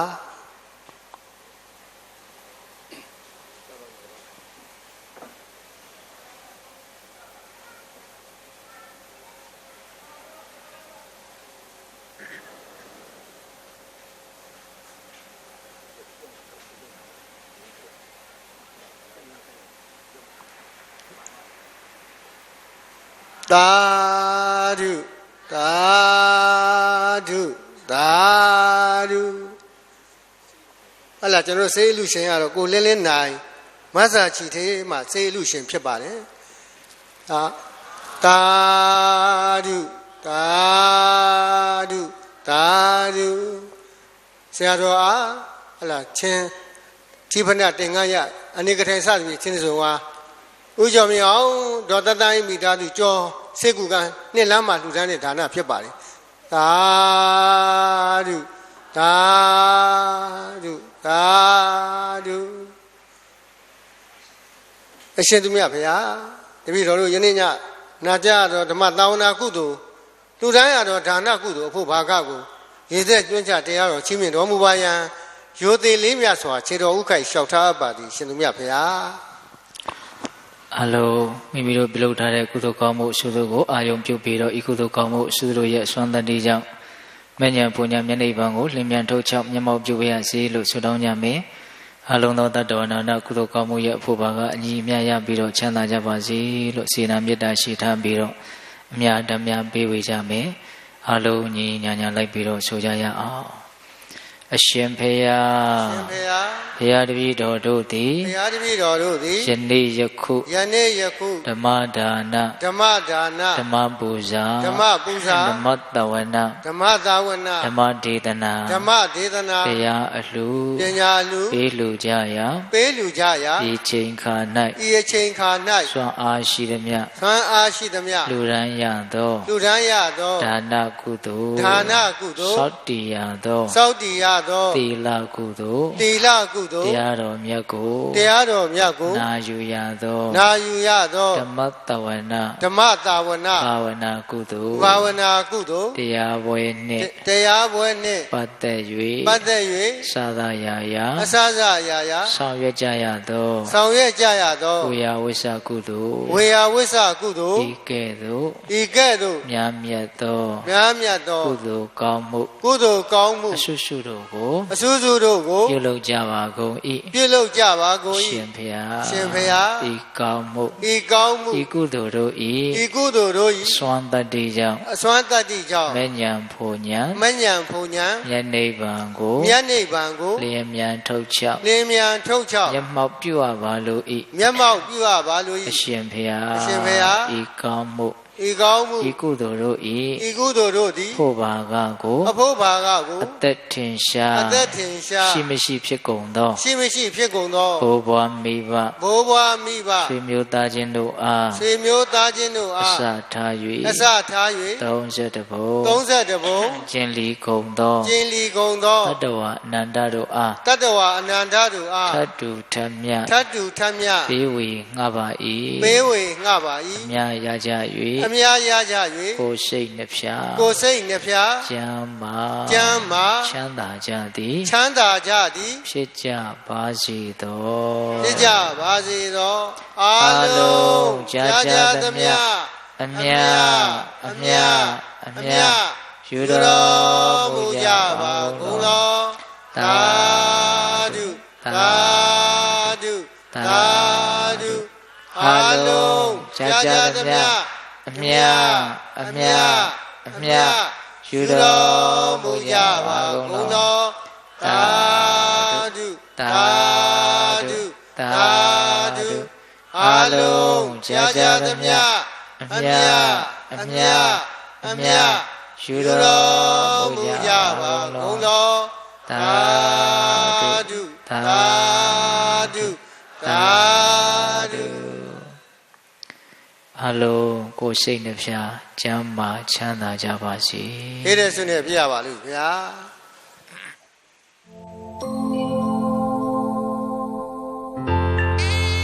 တရားချင်းမြည်၍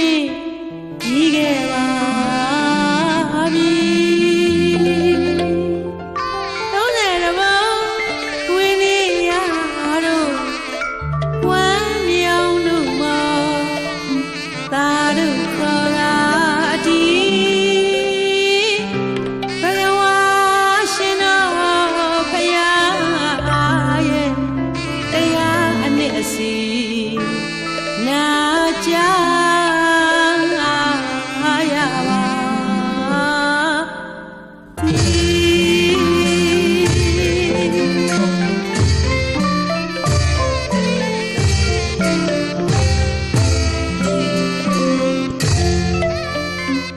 ဓမ္မသမီးဆင်းလွယ်အလှမင်္ဂလာပွဲလေအောင်မြင်ပါပြီဓမ္မသမီးဆင်းလွယ်အလှမင်္ဂလာပွဲလေအောင်မြင်ပါပြီ